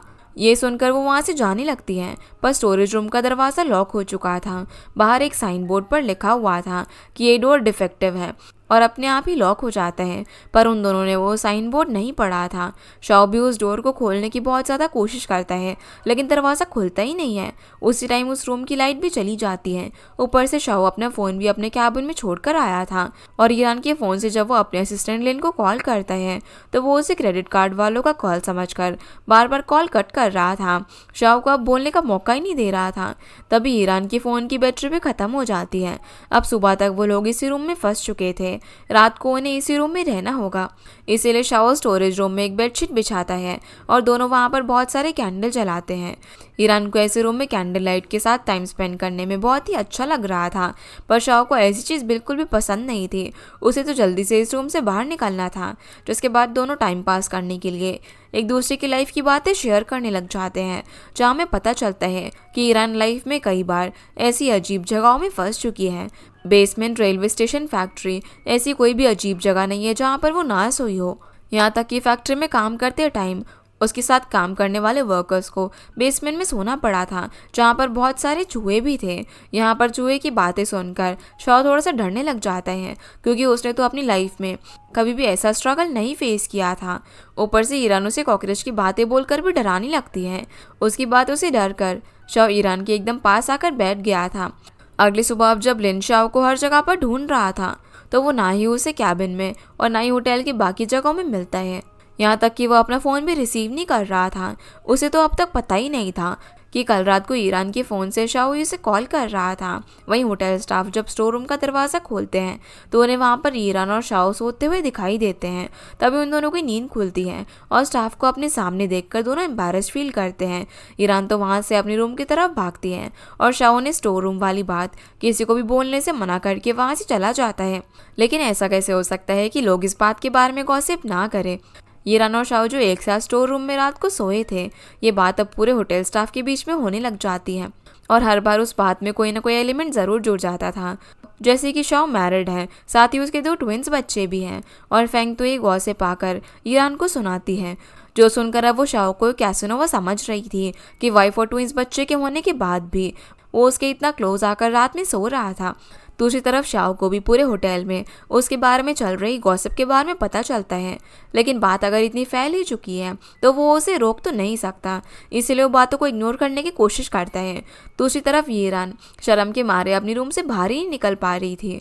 ऊपर से शाओ कुछ स्टाफ मेंबर्स के साथ उसके रूम के पास ही था। वो चुपकर रूम से बाहर निकलती है, लेकिन शाओ उसे देख लेता है।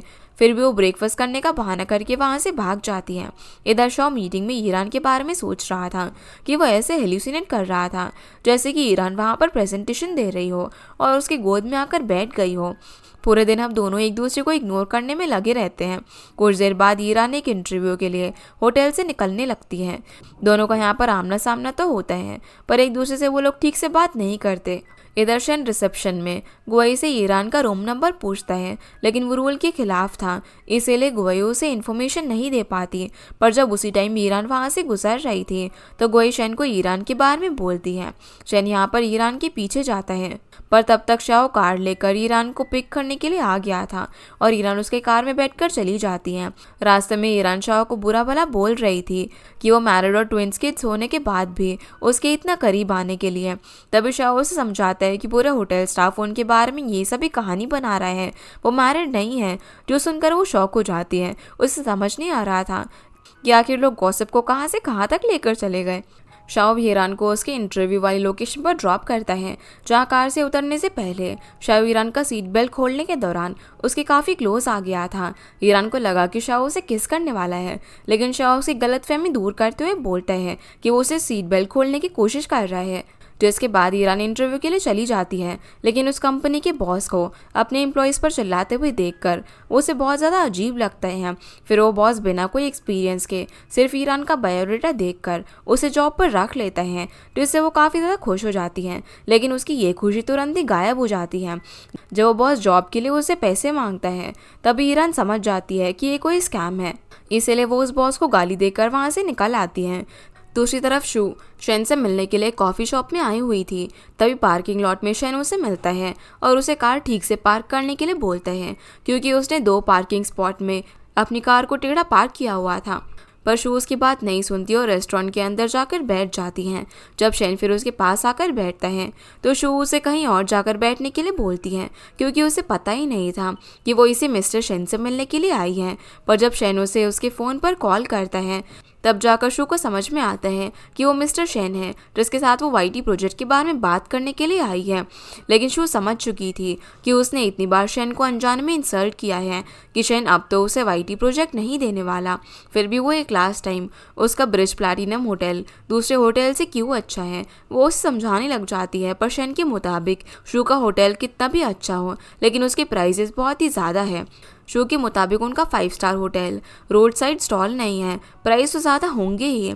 फिर भी शेन उसके एक्सप्लेनेशन से इम्प्रेस नहीं था, जिससे शो भी समझ जाती है कि शेन के पास कोशिश करके कोई भी फ़ायदा नहीं है, वो उसे प्रोजेक्ट नहीं देने वाला। इसीलिए वो रेस्टोरेंट से बाहर आती है। पर तब तक उसकी कार को पार्किंग लॉट में गलत तरीके से पार्क करने की वजह से पुलिस उठाकर ले गई थी। रात को अब हम पान को देखते हैं, जो कि स्ट्रीट में खड़े होकर अपने सोशल मीडिया पर अपने कुछ फैंस को सॉन्ग सुना रही थी। उसके फैंस भले ही कम हो, लेकिन वो लोग उसकी फैमिली की तरह थे। उसे तो अपने हर एक फ़ैन का नाम तक पता था। परफॉर्मेंस के बीच में ही फिर ईरान ड्रिंक लेकर उससे मिलने के लिए आती है, पर पान को बिजी देखकर वो ड्रिंक वहीं छोड़कर चली जाती है। अगले दिन फिर फाइनली शेन ईरान से मिलता है, जहाँ में पता चलता है कि असल में दोनों चाइल्डहुड बेस्ट फ्रेंड्स थे और वो लोग इतने दिनों बाद मिलकर काफ़ी ज़्यादा खुश होते हैं। उन दोनों को साथ में देखकर गुई बहुत ज़्यादा गुस्सा थी, क्योंकि शेन उसका क्रश बन चुका था। दोनों अब जब बात कर रहे थे तब ईरान को पता चलता है कि वो पजल गेम शेन ने ही उसके लिए भेजा था, और शेन को पता चलता है कि ईरान इस होटल सर्विस को टेस्ट करने के लिए $200 की जॉब पर है। ईरान का ये जॉब शेन को काफ़ी अजीब लगता है, पर ईरान को खुश देखकर उसे बहुत ही अच्छा लगता है। इधर शू शाओ से मिलने के लिए होटल आती हैं और उसके सामने ऐसा प्रिटेंड करती है जैसे कि वो खुद वाईटी प्रोजेक्ट को लेना नहीं चाहती है। शाओ को देखते हुए इसने इस प्रोजेक्ट के लिए कोशिश करना छोड़ दिया है, जबकि उसे खुद उम्मीद नहीं है कि शेन उसे वाईटी प्रोजेक्ट देगा। वहीं स्प्रिंगसी होटल में आज एक इवेंट था, जहां पर वो एरोगेंट लड़की सूजी अपनी दोस्त सिंडी के साथ और ईरान शेन के साथ मौजूद थी। शेन एक बड़ा कंपनी ओनर है, ये सभी को पता था, और सूजी उसे वहां पर देखकर उसे डेट करने के लिए पूछने जाती है, पर शेन उसे सीधे सीधे इग्नोर करके ईरान के पास चला जाते हैं। ईरान के साथ तो सूजी का पहले से ही झगड़ा हो चुका था, इसीलिए शेन और ईरान को साथ में देखकर सूजी को बहुत ज़्यादा गुस्सा आता है। वो अपनी फ्रेंड सिंडी के साथ मिलकर ईरान को सबक सिखाने का डिसाइड करती है। वहीं शेन होटल इंडस्ट्री में अपना बिजनेस स्टार्ट करने के बाद ईरान को अपने होटल का एग्जीक्यूटिव बनाना चाहता था, जो चीज़ उसे काफ़ी पसंद आती है। साथ ही शेन यहाँ बहाने से ईरान के बॉयफ्रेंड के बारे में पूछ रहा था। तभी ईरान उसे ये बात क्लियर कर देती है कि वो सिंगल है और अब सिर्फ उसे बहुत सारे पैसे कमाने हैं। तभी शेन को किसी का कॉल आता है और वो वहाँ से चला जाता है, लेकिन जाने से पहले वो ईरान का नंबर ले लेता है और उसे डिनर पर ले जाने का प्रॉमिस करता है। शेन के जाने के बाद ईरान अकेले वहाँ का खाना एंजॉय करने वाली थी। तभी उसके पास सूजी और उसकी फ्रेंड सिंडी आते हैं। ये लोग ईरान को दोनों तरफ से ब्लॉक करके उसे परेशान कर रहे थे। ईरान भी समझ जाती है कि सूजी जानबूझकर उसे परेशान कर रही है, इसीलिए वो अपनी केक की प्लेट सूजी की ड्रेस और शूज़ पर गिरा देती है और उसे माफ़ी मांगने का बहाना बनाती है। लेकिन इस वजह से सूजी इतनी ज़्यादा गुस्सा हो गई थी कि वो ईरान को किक भी कर देती है।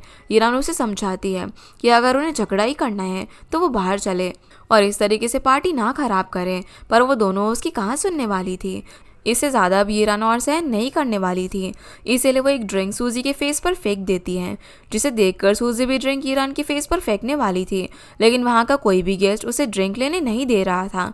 तभी सिंडी सूजी को एक पानी की बोतल देती है, लेकिन वो ईरान पर फेंक पाती उससे पहले शाओ उनके बीच में आ जाता है और सारा पानी शाओ के फेस पर गिर गया था। ये देखकर ईरान एक टिश्यू लेकर शाओ के फेस से पानी साफ करने लगती है। लेकिन तभी वहाँ पर मौजूद सभी लोग और ईरान देखते हैं कि शाओ के फेस पर पानी गिरने की वजह से उसके डार्क सर्कल विजिबल हो गए थे। तब जाकर सबको समझ में आता है कि शाओ अपने वर्कहॉलिक नेचर की वजह से अच्छे से सोता तक नहीं है, इसीलिए उसके डार्क सर्कल्स हैं और वो उनको मेकअप से कवर करता है। आज अगर उसके फेस पर पानी नहीं गिरता और ईरान उसका फेस साफ नहीं करती तो किसी को भी इसके बारे में पता ही नहीं चलता। ईरान की वजह से उसकी एम्बैरेसिंग सच्चाई सभी के सामने आ गई थी, जिस वजह से शाओ उस पर बहुत ज़्यादा गुस्सा था। अगले दिन अब शाओ के डार्क सर्कल्स को लेकर पूरे होटल में गॉसिप शुरू हो जाती है। वही तो ये तक भी बोल देती है कि ईरान बहुत ही मनहूस है। उसके कदम जब से इस होटल में पड़े हैं तब से होटल में कुछ ना कुछ प्रॉब्लम होती ही जा रही है। भले ही ईरान ने उसकी जॉब बचाई हो, लेकिन गुआई अब भी ईरान को पसंद नहीं करती और उसके बारे में गलत बातें ही फैलाती थी। तभी मो के फ़ोन पर हाउसकीपिंग स्टाफ का एक लड़का जिनका मैसेज आता है। उसने कॉरिडोर में एक फ़ोटो ली थी और उस फोटो में ईरान एक कस्टमर से पैसे लेते हुए नजर आ रही थी।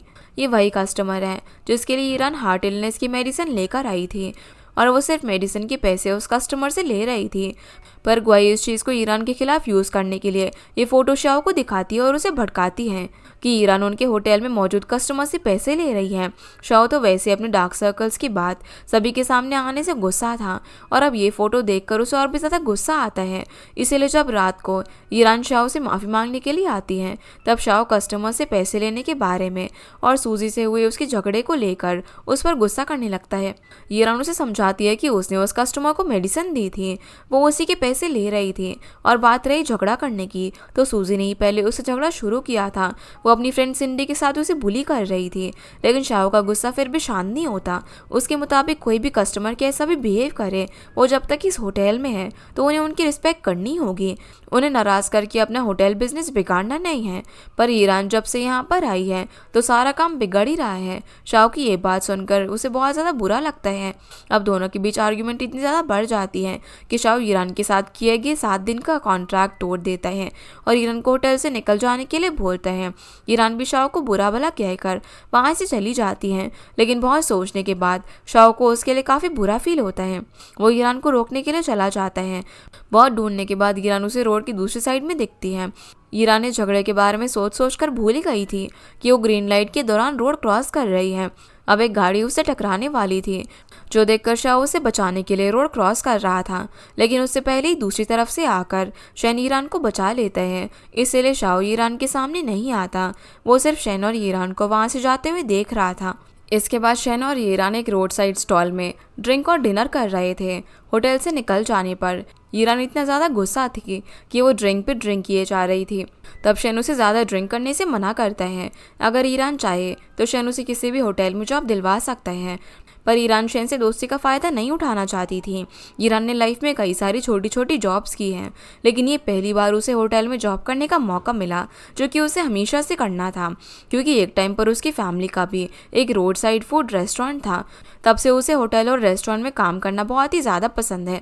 लेकिन उसने ये कभी नहीं सोचा था कि शाओ पूरी बात जाने बिना ही उसे होटल से निकाल देगा। उसकी बात सुनकर शैन उसे कंफर्ट करता है और हंसी मजाक करके ईरान का मूड ठीक करने की कोशिश करता है। इधर लिन शाओ को समझाने की पूरी कोशिश कर रहा था कि जो कुछ भी हुआ था उसमें ईरान की कोई भी गलती नहीं है। झगड़ा तो पहले सूजी ने स्टार्ट किया था। वो ईरान को वापस से होटल में बुलाने के लिए शाओ से रिक्वेस्ट भी करता है, लेकिन शाओ उसकी बात को इग्नोर कर रहा था। दूसरी तरफ ईरान रात को अपनी ग्रैंडमदर के पास नर्सिंग होम में ही रुकी थी, लेकिन वहाँ किसी मेंबर का पूरी रात रुकना अलाउड नहीं था। इसीलिए जब नर्स रूम में आती है तब ईरान ऐसा प्रिटेंड करती है जैसे कि वो सुबह सुबह ही वहाँ पर आई है और रात को वो यहाँ पर थी ही नहीं। लेकिन उसकी ग्रैंडमदर नींद से उठकर सारी पोल खोल देती हैं, पर लकीली वो नर्स ईरान को बिना कुछ बोले ही वहाँ से चली जाती हैं। वहीं स्प्रिंगसी होटल में ईरान के अचानक से चले जाने से गुआई के अलावा पूरा स्टाफ दुखी था। ईरान हमेशा सबकी हेल्प करती थी, यहाँ तक कि उसे तो इलेक्ट्रिशियन का काम भी आता था। साथ ही वो जाने से पहले उस ओल्ड मैन बॉन्ग के लिए, जो कि क्लीनिंग स्टाफ से है, एक ट्रेडिशनल अल्कोहल ड्रिंक छोड़कर गई थी। सिर्फ यहाँ पर गुआई को ही ईरान के जाने से ज़रा भी बुरा नहीं लग रहा था। वहीं शैन वाईटी प्रोजेक्ट की बात करने शाओ के होटल आता है। अब जाकर शाओ को समझ में आता है कि कल रोड पर ईरान की जान बचाने वाला शैन ही था। शन यहाँ पर उसे वाईटी प्रोजेक्ट देने के लिए राजी था, लेकिन उसके बदले में वो ईरान को इस होटल में फिर से जॉब पर रखने के लिए बोलता है एज अ रिव्यूअर, वो भी 3 साल के लिए, और उसके जो भी एक्सपेंस होंगे वो चुकाने के लिए शन तैयार था। लेकिन शॉ फिर से ईरान को होटल में नहीं रखना चाहता था, भले ही वाईटी प्रोजेक्ट उसे ना मिले। उसके मुताबिक ईरान कोई बार्गेन करने के प्रोडक्ट नहीं है। उसकी बात सुनकर शन इस टाइम पर वाईटी प्रोजेक्ट की डील कैंसिल करके वहाँ से चला जाता है। उसके जाने के बाद लिन शाओ को इस डील के लिए मनाने लगता है और ईरान को होटल में रखने के बदले में अगर उन्हें वाईटी प्रोजेक्ट मिले तो क्या ही बुरा है, पर शाओ उसकी बात को इग्नोर कर देता है। जिसके बाद लिन उसे ईरान की रिव्यू रिपोर्ट देता है जो कि ईरान उसके लिए छोड़कर गई थी। साथ ही वो उनके होटल को सोशल मीडिया पर मिले हुए नए रिव्यूज़ भी पढ़कर सुनाता है। उन्हें सुनकर शाओ को रियलाइज़ होता है कि ईरान सही थी। कस्टमर यहाँ पर बड़ा टीवी, बड़ा रूम या फिर बड़ा पार्किंग स्पॉट देखने के लिए नहीं आते, बल्कि एंटरटेन होने और अच्छा टाइम स्पेंड करने के लिए आते हैं। फिर जब वो ईरान की सीसीटीवी फुटेज चेक करता है तब जाकर उसे समझ में आता है कि वो तो होटल में सभी की हेल्प करती थी और कभी भी उसने खुद से झगड़ा शुरू नहीं किया था। उस कस्टमर ल्यूई को भी वो मेडिसिन ही लाकर दे रही थी, इसीलिए वो उस दिन इतनी जल्दी में भागते हुए होटल से गई थी। और लियो तो ईरान की काइंडनेस से इतना ज़्यादा इम्प्रेस हुआ था कि वो जाते टाइम शाओ के हाथों ईरान के लिए कुछ पैसे छोड़कर जाता है। ये सब देखकर शाओ को अपनी गलती रियलाइज़ होती है और वो माफ़ी मांगने के लिए ईरान को कॉल करता है, लेकिन वो उसका कॉल नहीं उठा रही थी, इसलिए वो अपना मन हल्का करने के लिए शेफ से बात करने के लिए जाता है। वो उन्हें ईरान से रिलेटेड सारी बातें बोलता है। तब जिंग उसे समझाता है कि कोई पर्सन उससे बहुत ही अलग है, उसकी थिंकिंग अलग है। इसका मतलब ये नहीं कि वो हमेशा गलत हो, कभी कभी गलती उसकी खुद की भी हो सकती है। जिंग की ये बात सुनकर शाओ को थोड़ा सा अच्छा फील होता है और वो ईरान से खुद जाकर मिलने का डिसाइड करता है। इधर ईरान एक के बाद एक अपनी पार्ट टाइम जॉब खोती जा रही थी अपनी गलतियों की वजह से। कभी वो फ्लावर शॉप में काम करती, पर न्यू और ओल्ड फ्लावर्स एक साथ मिलाने की वजह से उसकी जॉब चली जाती है। कभी वो पेट्रोल पंप पर काम करती हैं, लेकिन वहाँ पर एक पर्सन ड्रिंक करके उसके साथ मिसबिहेव कर रहा था, इसीलिए वो खुद ही जॉब छोड़कर निकल आई। बीच में उसे उसकी ग्रैंडमा का कॉल भी आता है, पर वो उन्हें अपने हालात के बारे में कुछ भी नहीं बताती। कुछ देर बाद उसे एक कॉफ़ी शॉप में जॉब मिल जाती है जहाँ की एक एम्प्लॉय जॉब छोड़कर चली गई थी। अगले दिन से वो उसी कॉफ़ी शॉप में अच्छे से काम कर रही थी, लेकिन वहाँ के ओनर की उस पर गंदी नज़र थी। वो हर टाइम ईरान को टच करने का बहाना ढूंढता रहता था। फिर भी वो जितना हो सके अपना काम अच्छे से कर रही थी, पर एक भी कॉफ़ी बॉटल उससे सेल नहीं हो रही थी और दूसरे शाह उसे देख रहा था। उसे ईरान के लिए बहुत ही बुरा फील हो रहा था, इसलिए वो रोड से जा रही कुछ लेडीज़ को पैसे देकर ईरान से कॉफ़ी खरीदने के लिए बोलता है। वो लेडीज़ भी उसकी बात मानकर ईरान से एक बार नहीं बल्कि 2-3 बार कॉफ़ी खरीदती हैं। यहाँ तक कि एक लेडी तो उसे एक मफलर भी देती है जो कि शाह ने उसके हाथों भेजा था।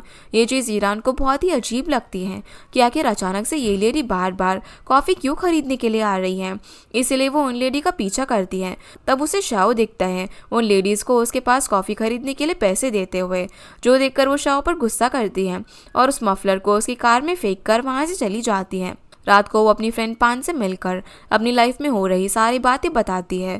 दोनों ही फ्रेंड इस टाइम पर अपनी अपनी ड्रीम को लेकर स्ट्रगल कर रही थी। पान अपनी म्यूजिक में सक्सेस नहीं पा रही थी और ईरान को तो स्टेबल परमानेंट जॉब नहीं मिल रही थी। फिर भी दोनों एक दूसरे को मोटिवेट करते हैं कि एक दिन दोनों सक्सेसफुल बनेंगे। वहीं शाओ ने अब भी हार नहीं मानी थी। वो रात को उसी कॉफ़ी शॉप में आता है जहाँ पर ईरान काम करती है। ईरान उसे वहाँ से निकाल तो नहीं सकती थी, इसलिए वो उसके साथ एक कस्टमर की तरह बिहेव करती है। पर इस दौरान वो वहाँ के ओनर को ईरान के साथ मिसबिहेव करते हुए देखता है, जो देखकर शाह गुस्से में उस ओनर की अच्छे से पिटाई कर देता है और उसने ईरान को जितना भी सैलरी दी थी वो सब शाह उसे पे करता है और ईरान को अपने साथ चलने के लिए बोलता है। इस पॉइंट पर वो ओनर शाह से डर चुका था, इसलिए वो ईरान को वहाँ से जाने देता है। ईरान भी ऐसे कैरेक्टरलेस पर्सन के साथ काम नहीं करना चाहती थी। जिसके बाद वो शाह के साथ उस कॉफ़ी शॉप से बाहर आती है। यहाँ पर शाह कस्टमर के लिए ईरान की एडवाइस से एग्री करता है और उसे अपने होटल में जॉब ऑफर करता है, लेकिन शाह ने अब तक उससे माफ़ी नहीं मांगी थी। उसकी भी कोई सेल्फ रिस्पेक्ट थी। इतनी इंसल्ट होने के बाद वो बिना माफ़ी के शाह की कोई भी बात नहीं मानने वाली थी, इसीलिए ईरान उसका ऑफर रिजेक्ट करके वहाँ से चली जाती है। शाह भी वहाँ से जा चुका था, इसलिए ईरान को लगा कि अब शाह वापस उसे मनाने के लिए नहीं आएगा, पर वो गलत थी। ईरान जब बस से वापस घर जा रही थी तभी शाह उस बस को फॉलो करता है और अपनी कार के सनरूफ से निकलकर एक प्ले कार्ड ईरान को दिखाता है जिसमें सॉरी लिखा हुआ था। वो चिल्ला चिल्ला कर ईरान से माफ़ी मांग रहा था। उसका ये एफर्ट सिर्फ ईरान को ही नहीं बल्कि बाकी बस में मौजूद सभी लोगों को बहुत ज़्यादा पसंद आता है। जिसके बाद ईरान बस से उतरती है और शाओ को माफ़ करके उसका जॉब ऑफर एक्सेप्ट कर लेती है। ये देखकर शाओ बहुत ज़्यादा खुश था। अगली सुबह फिर शेन शू से मिलता है। शाओ से डील रिजेक्ट होने के बाद उसने वो डील शू को ऑफर की कि वो अगर अपने होटल में ईरान को जॉब देगी तो वो उसके ब्राइट प्लैटिनम होटल को वाईटी प्रोजेक्ट दे देगा।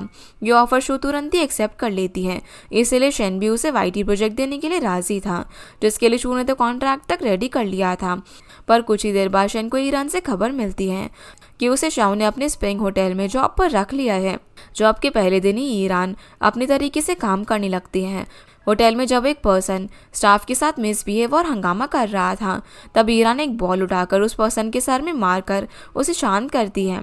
ये पर्सन तो वहाँ का कस्टमर भी नहीं था, तो उसे संभालना ईरान को अच्छे से आता था।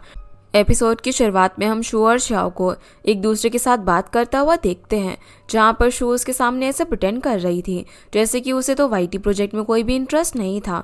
वो शाओ की अच्छी दोस्त है, इसीलिए खुद उस प्रोजेक्ट से पीछे हट रही थी। पर मिस्टर शेन खुद ही उसे वाईटी प्रोजेक्ट देना चाहते हैं, तो मना तो नहीं कर सकती ना।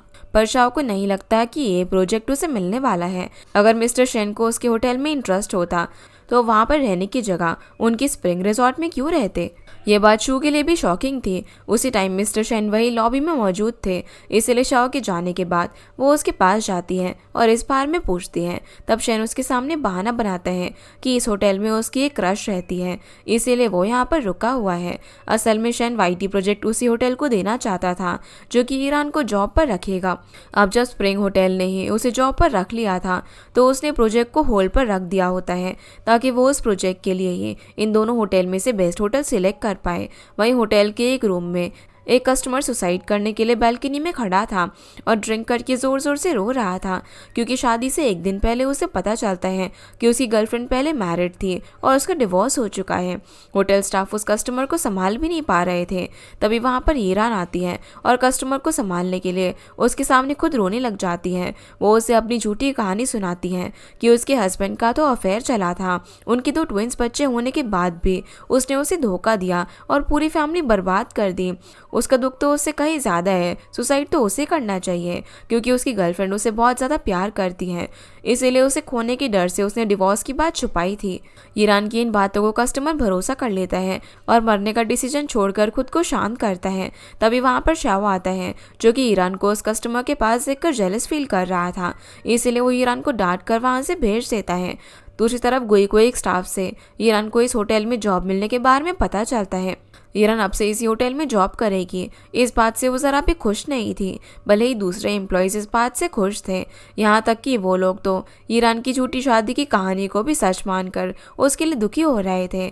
इधर ईरान शेन से मिलती है। शेन को तो यहाँ पर समझ नहीं आ रहा था कि शाओ के साथ इतना बड़ा झगड़ा होने के बाद ईरान यहाँ पर काम क्यों कर रही है। तब ईरान उसे समझाती है कि शाओ ने उससे माफ़ी मांगी थी और खुद ही उसने उसे जॉब ऑफर की, इसलिए वो यहाँ पर जॉब करने के लिए आ गई। पर अब वो उसकी हर चीज़ पर गुस्सा हो रहा है। वो तो सिर्फ उस कस्टमर को शांत करने के लिए उसके साथ ड्रिंक करके उसकी शादी की झूठी कहानी सुना रही थी, नहीं तो उस कस्टमर को संभालने का कोई दूसरा रास्ता नहीं था। और शाओ उसके काम की पॉजिटिव साइड ना देखकर ड्यूटी में ड्रिंक करने के लिए नाराज़ था। उसकी बात सुनकर शेन तो उसके लिए दूसरा जॉब ढूंढ कर देना चाहता था, पर ईरान शाओ से डरकर नहीं भागना चाहती थी। उसे भी वहीं पर रहकर जॉब करना था। तभी वहाँ पर लिन आता है, जो कि उसे शाओ के कैबिन में ले जाता है। यहाँ पर शाओ को ईरान के लिए बुरा फील हो रहा था, जो भी उसके हस्बैंड ने उसके साथ किया था। मतलब कि होटल के बाकी स्टाफ की तरह शाओ भी ईरान की झूठी स्टोरी को सच मान रहा था। तभी ईरान उसे क्लियर करती है कि वो अनमैरिड है। उस कस्टमर को शांत करने के लिए उसने वो झूठी स्टोरी उसे सुनाई थी। अब यहाँ पर ईरान अनमैरिड है, ये बात सुनकर शाओ थोड़ा खुश होता है, पर वो खुद को स्ट्रिक्ट दिखाकर ईरान को अगली सुबह ट्रेनिंग पर जाने के लिए कहता है। इस टाइम ईरान सिर्फ पार्ट टाइमर थे। अगर उसे परमानेंट जॉब करना है तो उसे इस होटल की फुल ट्रेनिंग लेनी होगी और एक टीचर उसे सभी चीज़ें अच्छे से सिखा देगी। शाओ फिर उसे उसके डॉर्म में लेकर जाता है। अब से ईरान होटल के इसी रूम में रहेगी। ईरान को उस रूम की लाइटिंग सही नहीं लग रही थी। तभी शाओ से उसका बेडरूम दिखाता है जिसकी लाइटिंग तो सही थी, लेकिन विंडो के बाहर पूरी सिटी की लाइट्स दिखती थी जो कि बहुत ही खूबसूरत था। तभी विंडो खोलते टाइम ईरान की फिंगर में चोट लग जाती है तो शाओ उसे बैंडेज लगाने लगता है, लेकिन पहला बैंडेज सही से नहीं लगा था तो वो उसे खोल देता है क्योंकि उसे सभी कामों में परफेक्शन चाहिए था, भले ही वो केयर करना ही क्यों ना हो। अगले दिन से ईरान की ट्रेनिंग क्लास से पर उसकी नींद देर से खुलती है तो वो क्लास के लिए 2 मिनट देरी से पहुंचती है, जिसे लेकर वो टीचर उसे बहुत डांटती है। ऊपर से वो काफ़ी स्ट्रिक्ट भी थी, जिसके बाद वो ईरान को होटल ड्यूटी से रिगार्डिंग सारी चीज़ें सिखाने लगती है, लेकिन उसकी इंग्लिश ज़रा भी अच्छी नहीं थी। ईरान को इंग्लिश का एक भी वर्ड नहीं आता था, इसीलिए लंच के टाइम में शाओ ईरान को उसकी रूम में ड्यूटी के बाद आकर इंग्लिश सीखने के लिए बोलता है, पर शाओ उसकी इंग्लिश का मजाक बना रहा था, इसीलिए ईरान उसे नहीं सीखना चाहती थी। तभी शाओ उसे कल तक इंग्लिश टेस्ट देने के लिए बोलता है। ईरान के पास बस थोड़ा ही टाइम था इंग्लिश सीखने के लिए, जो वो शाओ या फिर उस टीचर से तो नहीं सीखना चाहती थी। उसी रात होटल स्टाफ के कुछ मेंबर लॉकर रूम में ईरान को जॉब मिलने की खुशी में एक छोटी सी पार्टी करते हैं। यहाँ पर लू गुआई को लेकर आई थी। वह ईरान को पसंद तो नहीं करती थी, पर दिंग ने उसे आज समझाया था कि अब ईरान उसके साथ इसी होटल में काम करेगी और ईरान की वजह से उसे उसकी जॉब वापस मिली है, तो गुआई को उसके लिए ग्रेटफुल होना चाहिए। इसी बात को ध्यान में रखते हुए वो ईरान की तरफ दोस्ती का हाथ बढ़ाती है और आज तक जो भी उसने उसकी इंसल्ट की थी उसके लिए भी उससे माफ़ी मांगती है, जिसके बाद दोनों के बीच दोस्ती हो जाती है। अगली सुबह भी ईरान की नींद एक भयानक सपने से खुलती है। उस सपने में वो एक क्लासरूम में टेस्ट दे रही थी और शाओ उसका टीचर था, जहाँ पर इंग्लिश पढ़ते पढ़ते उसकी भी आंखों में शाओ की तरह डार्क सर्कल्स हो गए थे। ईरान के लिए सपना किसी घोस्ट को देखने से ज़्यादा डरावना था। वो कभी भी ड्यूटी के लिए अपनी हालत शाओ जैसी नहीं करना चाहती थी। दूसरी तरफ शू एक इन्वेस्टर हान से मिलती है और उन्हें अपने होटल का प्रपोजल दिखाती है।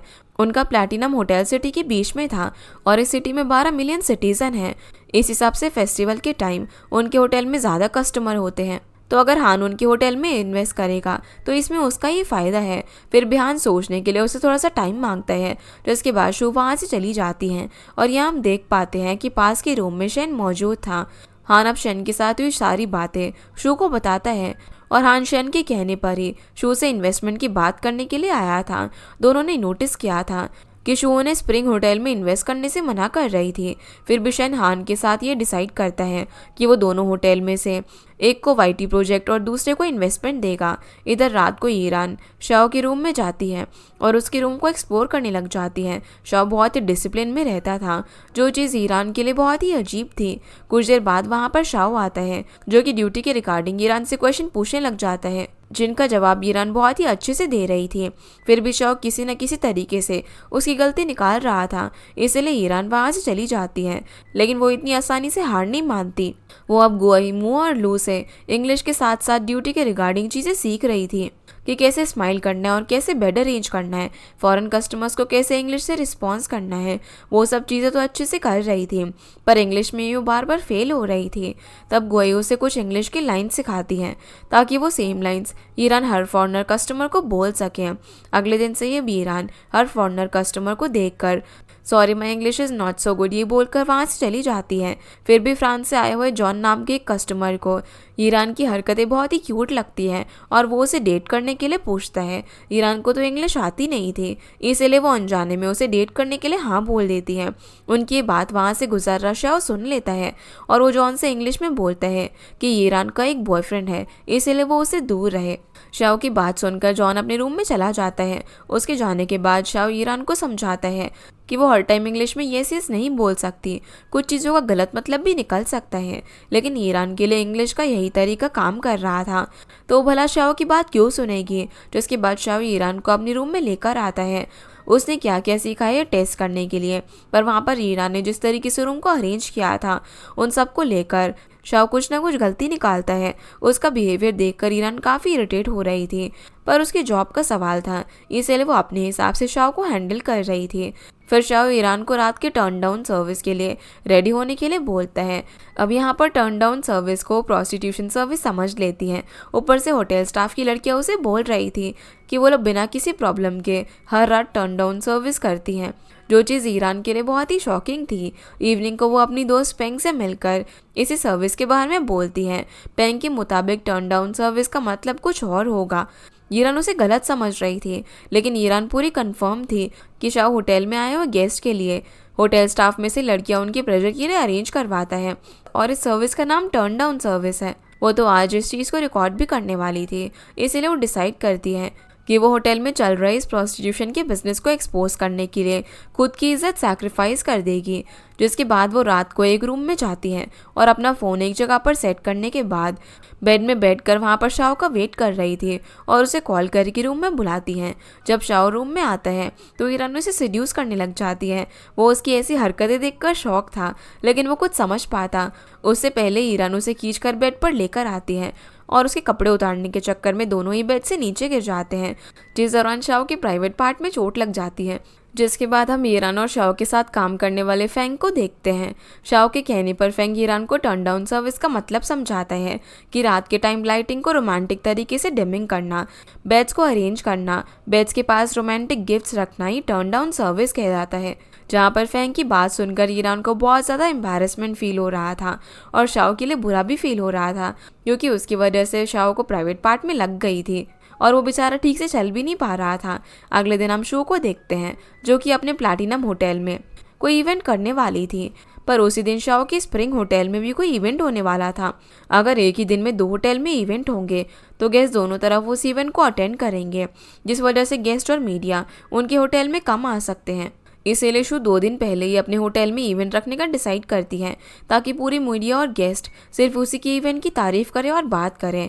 वहाँ पर शो किसी ब्रांड को प्रमोट भी करने वाली थी, उसके प्रमोशन के लिए भी उसका डिसीजन सही था। दूसरी तरफ लिन को कहीं ना कहीं से प्लैटिनम होटल की इसे इवेंट का इनविटेशन मिल चुका था, जो वो शाओ को दिखाता है। शाओ भी समझ चुका था कि अपने इवेंट को ज़्यादा पॉपुलर करने के लिए शू ने उनसे 2 दिन पहले इवेंट ऑर्गेनाइज किया है और उसने अपनी तरफ से कोई ना कोई आइडिया तो सोच कर रखा था। दूसरी तरफ ईरान शाओ से बहुत ज़्यादा गुस्सा थी, क्योंकि कल रात उससे हुई गलती की वजह से शाओ ने सिर्फ उसे होटल ड्यूटी को लेकर स्टडी करने के लिए बोला था और टेस्ट में पास करने के बाद ही अब ईरान काम कर पाएगी।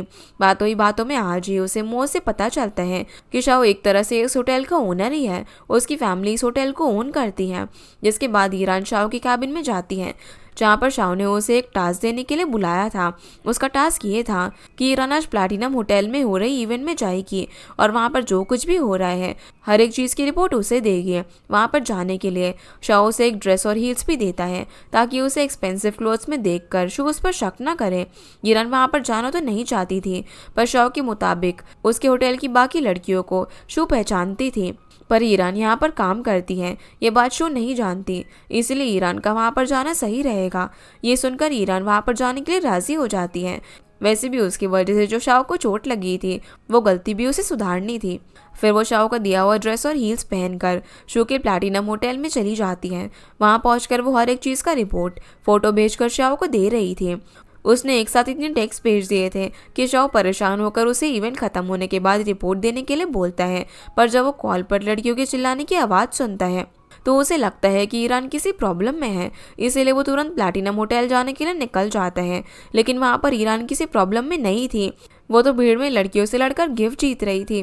वहीं पर उसे शेन भी मिल जाता है, जो कि इस इवेंट को देखने के लिए आया था। वो दोनों बहुत बातें करते हैं, जिसके बाद शेन शू और हान से बात करने के लिए चला जाता है। शू उनसे वाईटी प्रोजेक्ट और इन्वेस्टमेंट के बारे में बात कर रही थी। तभी उसे शाओ दिखता है, जो कि वहाँ पर ईरान को ढूंढ रहा था। उसे जब ईरान मिल जाती है तो वो उसे वापस चलने के लिए बोलता है, लेकिन अभी ईरान को उस इवेंट में मज़ा आ रहा था। वो इवेंट में हो रही गेम्स में पार्ट लेना चाहती थी। इस चीज़ को लेकर दोनों में बहुत आर्ग्यूमेंट भी हो जाती है और ईरान फिर से इवेंट अटेंड करने चली जाती है। उसके मुताबिक ये उसका हॉलिडे है, तो वो शाओ का ऑर्डर फॉलो नहीं करेगी। उन दोनों को आर्ग्यू करता हुआ देखकर शू समझ जाती है कि शाओ ने उसकी इवेंट को लेकर जासूसी करने के लिए ईरान को भेजा था। वो इस बारे में शाओ से पूछती भी है, पर शाओ उसे इग्नोर करके इवेंट अटेंड करने चला जाता है। इस पॉइंट पर इवेंट में एक कपल गेम होने वाला था और जब ईरान शेन को लेकर उस गेम में पार्ट लेने जाने लगती है तो जेलेसी में शाओ भी स्टेज पर चला जाता है। वहाँ पर दोनों लड़के ईरान के पार्टनर बनने के लिए उसका हाथ पकड़कर खड़े थे, क्योंकि दोनों ही उसे कहीं ना कहीं पसंद करते थे। वहीं शू शाओ को अपना कॉम्पिटिटर ज़रूर मानती थी, पर वो उसे लाइक करती होती थी, इसीलिए वो भी इस गेम में पार्ट लेती है और शाओ को अपना पार्टनर बनने के लिए बोलती है।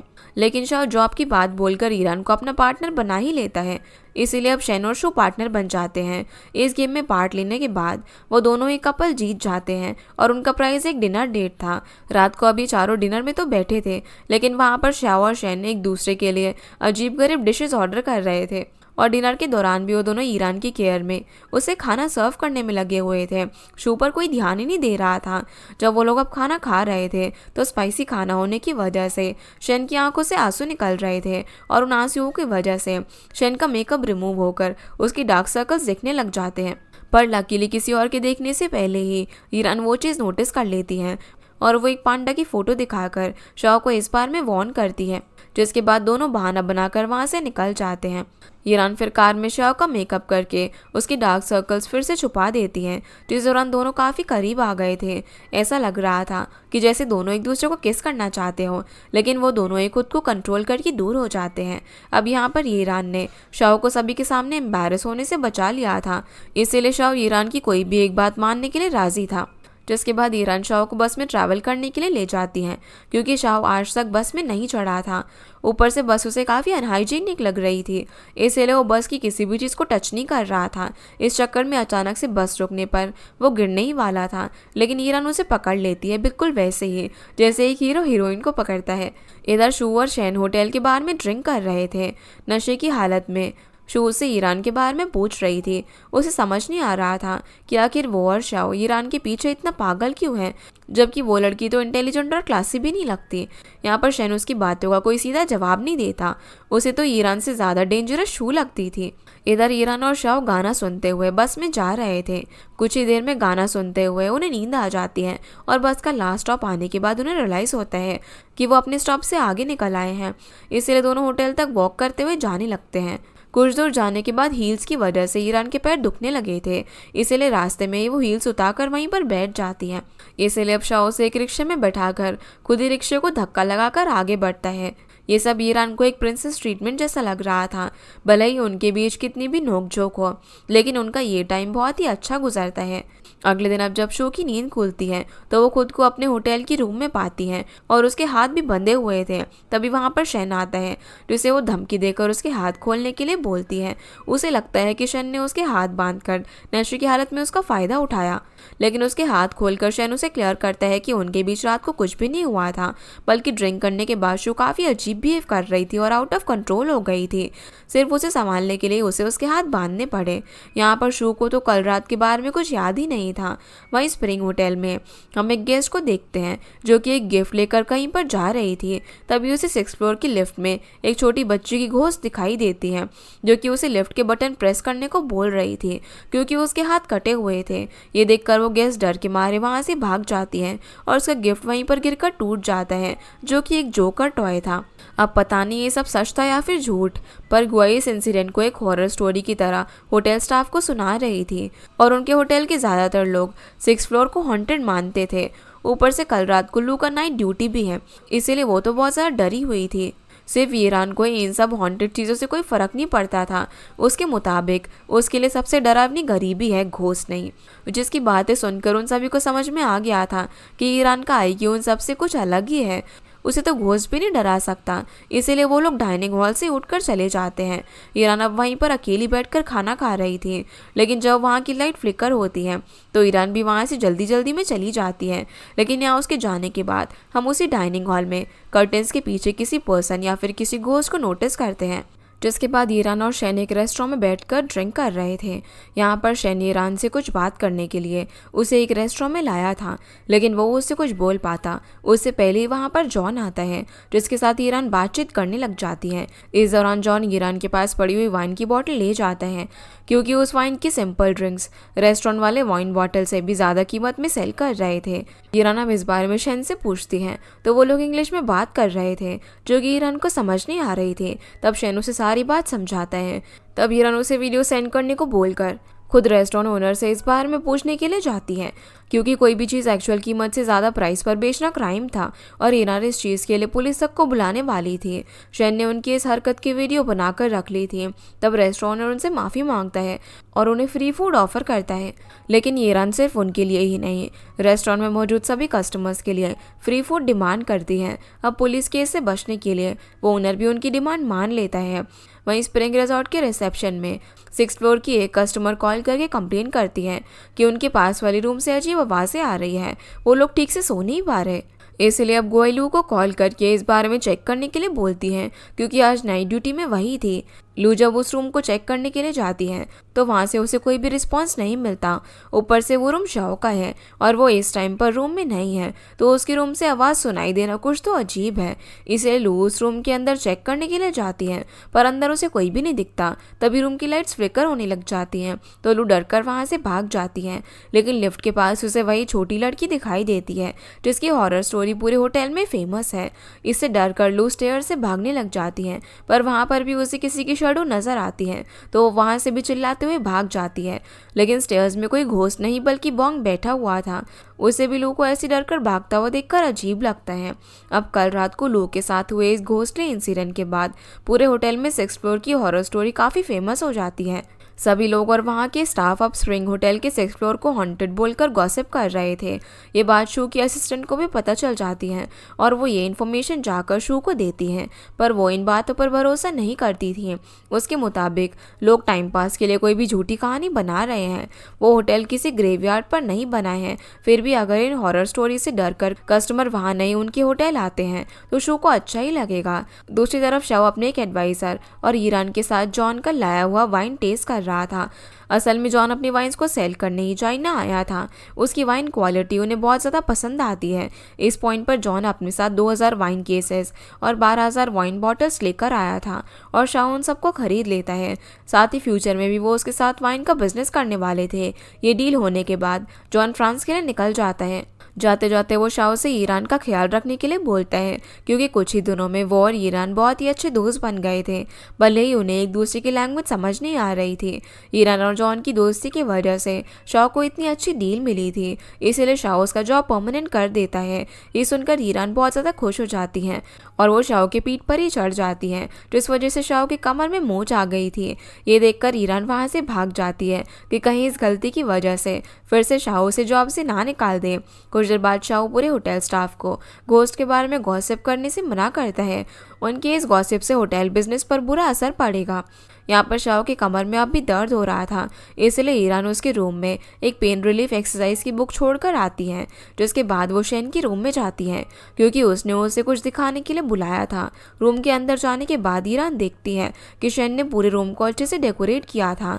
डाइनिंग टेबल में बहुत सारी कैंडल्स थी और शेन ने ईरान के लिए जो भी खाना ऑर्डर किया था वो हार्ट शेप में था, पर ईरान उन कैंडल्स को बुझाकर उन हार्ट शेप डिशेस को उल्टी पुल्टी तरीके से काट कर खाने लग जाती है, जो देखकर शेन को बहुत ही बुरा लगता है, क्योंकि ईरान को प्रपोज करने के लिए ही उसने ये सब इंतज़ाम किया था। तभी वहाँ पर शाओ आता है, जो कि वहाँ के डेकोरेशन देखकर शेन का इरादा समझ जाता है और ईरान की ड्यूटी आवर्स का बहाना करके वहाँ से ले जाता है। उसके बाद जब ईरान स्टोर रूम में काम कर रही थी तब शाओ उससे बात करने के लिए आता है, उसे शेन से दूर रहने के लिए बोलता है। उसके मुताबिक ईरान को किसी भी गेस्ट के साथ इतना फ्रेंडली नहीं होना चाहिए, क्योंकि ये उनकी रूल के खिलाफ है। पर देखा जाए तो शाओ यहाँ पर ईरान को शेन से दूर रखना चाहता था, क्योंकि वो खुद ईरान को पसंद करता था। वो दोनों इस बात को लेकर आर्ग्यूमेंट कर ही रहे थे कि तभी उन्हें किसी की रोने की आवाज़ सुनाई देती है। शाओ के मना करने के बाद भी ईरान उस आवाज़ को फॉलो करके स्टोर रूम से बाहर आती है और थोड़ा छानबीन करने के बाद उसी कॉरिडोर में उन्हें कर्टेन्स के पीछे एक हिडन डोर मिलता है। उस रूम के अंदर जाने पर उन्हें वहाँ एक पर्सन सोता हुआ दिखाई देता है। अचानक शाओ को अपने सामने देखकर वो पर्सन डर गया था। उसके बाद उसे हमें पता चलता है कि वो पहले इसी होटल में सिक्योरिटी गार्ड था, पर उसकी जॉब जाने के बाद उसके पास रहने के लिए कोई भी जगह नहीं थी, इसीलिए वो होटल के इस हिडन रूम में छुप कर रहता है। पर वो इस होटल का घोस्ट नहीं है, ये बोलकर वो पर्सन वहाँ से भाग जाता है। मतलब कि पिछले एपिसोड में हमने जिस पर्सन को कर्टन के पीछे खड़ा हुआ देखा था वो यही ओल्ड सिक्योरिटी गार्ड था। ईरान को पहले इन घोस्ट स्टोरीज पर बिलीव नहीं था और अब इस इंसिडेंट के बाद वो क्लियर हो चुकी थी कि ये होटल हॉन्टेड नहीं है, यहाँ पर कोई घोस्ट नहीं है। उस पर्सन की हरकतों को ही लोग घोस्ट समझ बैठे थे, जिसके बाद शाओलिन को बोलकर उस ओल्ड सिक्योरिटी गार्ड का आना होटल में बंद करवा देता है और होटल की सभी एंट्रेंस पर नजर रखने का ऑर्डर देता है। जिसके बाद शाओ शू को होटल में मिलने के लिए बुलाता है। अब इस इनविटेशन को वो शाओ का प्रपोजल समझ रही थी, इसलिए वो अच्छे से रेडी होकर उससे मिलने जाती है। शाओ आज एक अच्छे जेंटलमैन की तरह बिहेव कर रहा था, इसीलिए शू सोच रही थी कि वो उसे आज शादी के लिए प्रपोज करेगा, लेकिन ये सिर्फ उसकी एक गलत फहमी थी। असल में वो उसके साथ एक डील करना चाहता था। उस डील के हिसाब से वो उनके दोनों होटल्स को एक करवाकर इक्वल प्रॉफिट करना चाहता था। बेचारी शू क्या सोच कर आई थी और शाओ से क्या बात कर रहा था, इसीलिए वो गुस्से में वहाँ से चली जाती है। लेकिन लिफ्ट में उसे वही छोटी बच्ची दिखाई देती है जिसकी हॉरर स्टोरीज पूरे होटल में फेमस है। शू ने भी ये होटल हॉन्टेड होने के बारे में बहुत सी गॉसिप सुनी थी, इसीलिए लिफ्ट खुलते ही डर कर वो वहाँ से भागने लगती है। इधर लॉबी में शन ईरान को प्रपोज करने की पूरी कोशिश कर रहा था, पर ईरान के सामने वो हिम्मत नहीं जुटा पा रहा था। किस तरीके से वो ईरान को अपनी फीलिंग्स बता देता है, पर वो उसे उनकी बीच में बनी फ्रेंडशिप की लाइन याद दिलाती है। मतलब कि वो उसे सिर्फ एक अच्छा दोस्त मानती थी, उसे ज़्यादा वो उसे आगे नहीं बढ़ने देना चाहती थी। तभी उन्हें शू होटल से डरते हुए भागती हुई नजर आती है, इसीलिए ईरान शन को उसे संभालने के लिए भेज देती है। ईरान फिर जब अपने रूम में जा रही थी तभी उसे वो छोटी बच्ची कॉरिडोर में नजर आती है, लेकिन उस बच्ची से बात करने के बाद उसे समझ आता है कि वो बच्ची कोई घोस्ट नहीं है, उसका नाम शिहा है। वो हमेशा अपने लंबे बाल खोल कर रखती है और खुद को अकेला पाकर रोती रहती है, इसीलिए लोग उसे घोस्ट समझ रहे थे। उस दिन भी उसके हाथ में सच में कट लग गया था, इसीलिए वो उस गेस्ट को लिफ्ट का बटन दबाने के लिए बोल रही थी। उसकी मॉम एक बिजनेस वूमेन है और वो ज़्यादातर टाइम ऑफिस में रहती है, इसीलिए शिहा ही टाइम पास करने के लिए होटल में अकेली घूमती रहती है। कुछ ही टाइम में शिहा और ईरान की अच्छी दोस्ती हो जाती है और ईरान उसके हेयर बांधकर उसे मैंगो पेस्ट्री खिलाने के लिए लेकर जाती है, लेकिन उसे खाकर शिहा बेहोश हो जाती है क्योंकि उसे मैंगो से एलर्जी थी। ईरान अब तुरंत एम्बुलेंस को कॉल करती है और एम्बुलेंस के आने के बाद वो शिहाई को हॉस्पिटल के लिए भेज ही रही थी। तभी वहाँ पर शाओ और शिहाई की मॉम आ जाते हैं, जो कि उसे मैंगोस खिलाने की वजह से ईरान पर गुस्सा कर रही थी। इसके बाद हाउ शिहाई के साथ उसे एम्बुलेंस में हॉस्पिटल के लिए निकल जाती है। शाओ भी ईरान की इस हरकत से उस पर गुस्सा था, जिसके बाद वो भी हॉस्पिटल के लिए निकल जाता है। और इसी के साथ हमारा ये एपिसोड यहीं पर ख़त्म हो जाता है। तो गाइस ये थी आज की वीडियो एंड होप आप लोगों को ये वीडियो पसंद आई होगी, तो इस वीडियो को लाइक कर चैनल को सब्सक्राइब ज़रूर कीजिएगा। आपसे फिर मिलते हैं इस ड्रामा के अगले एपिसोड में, तब तक के लिए गुड बाय।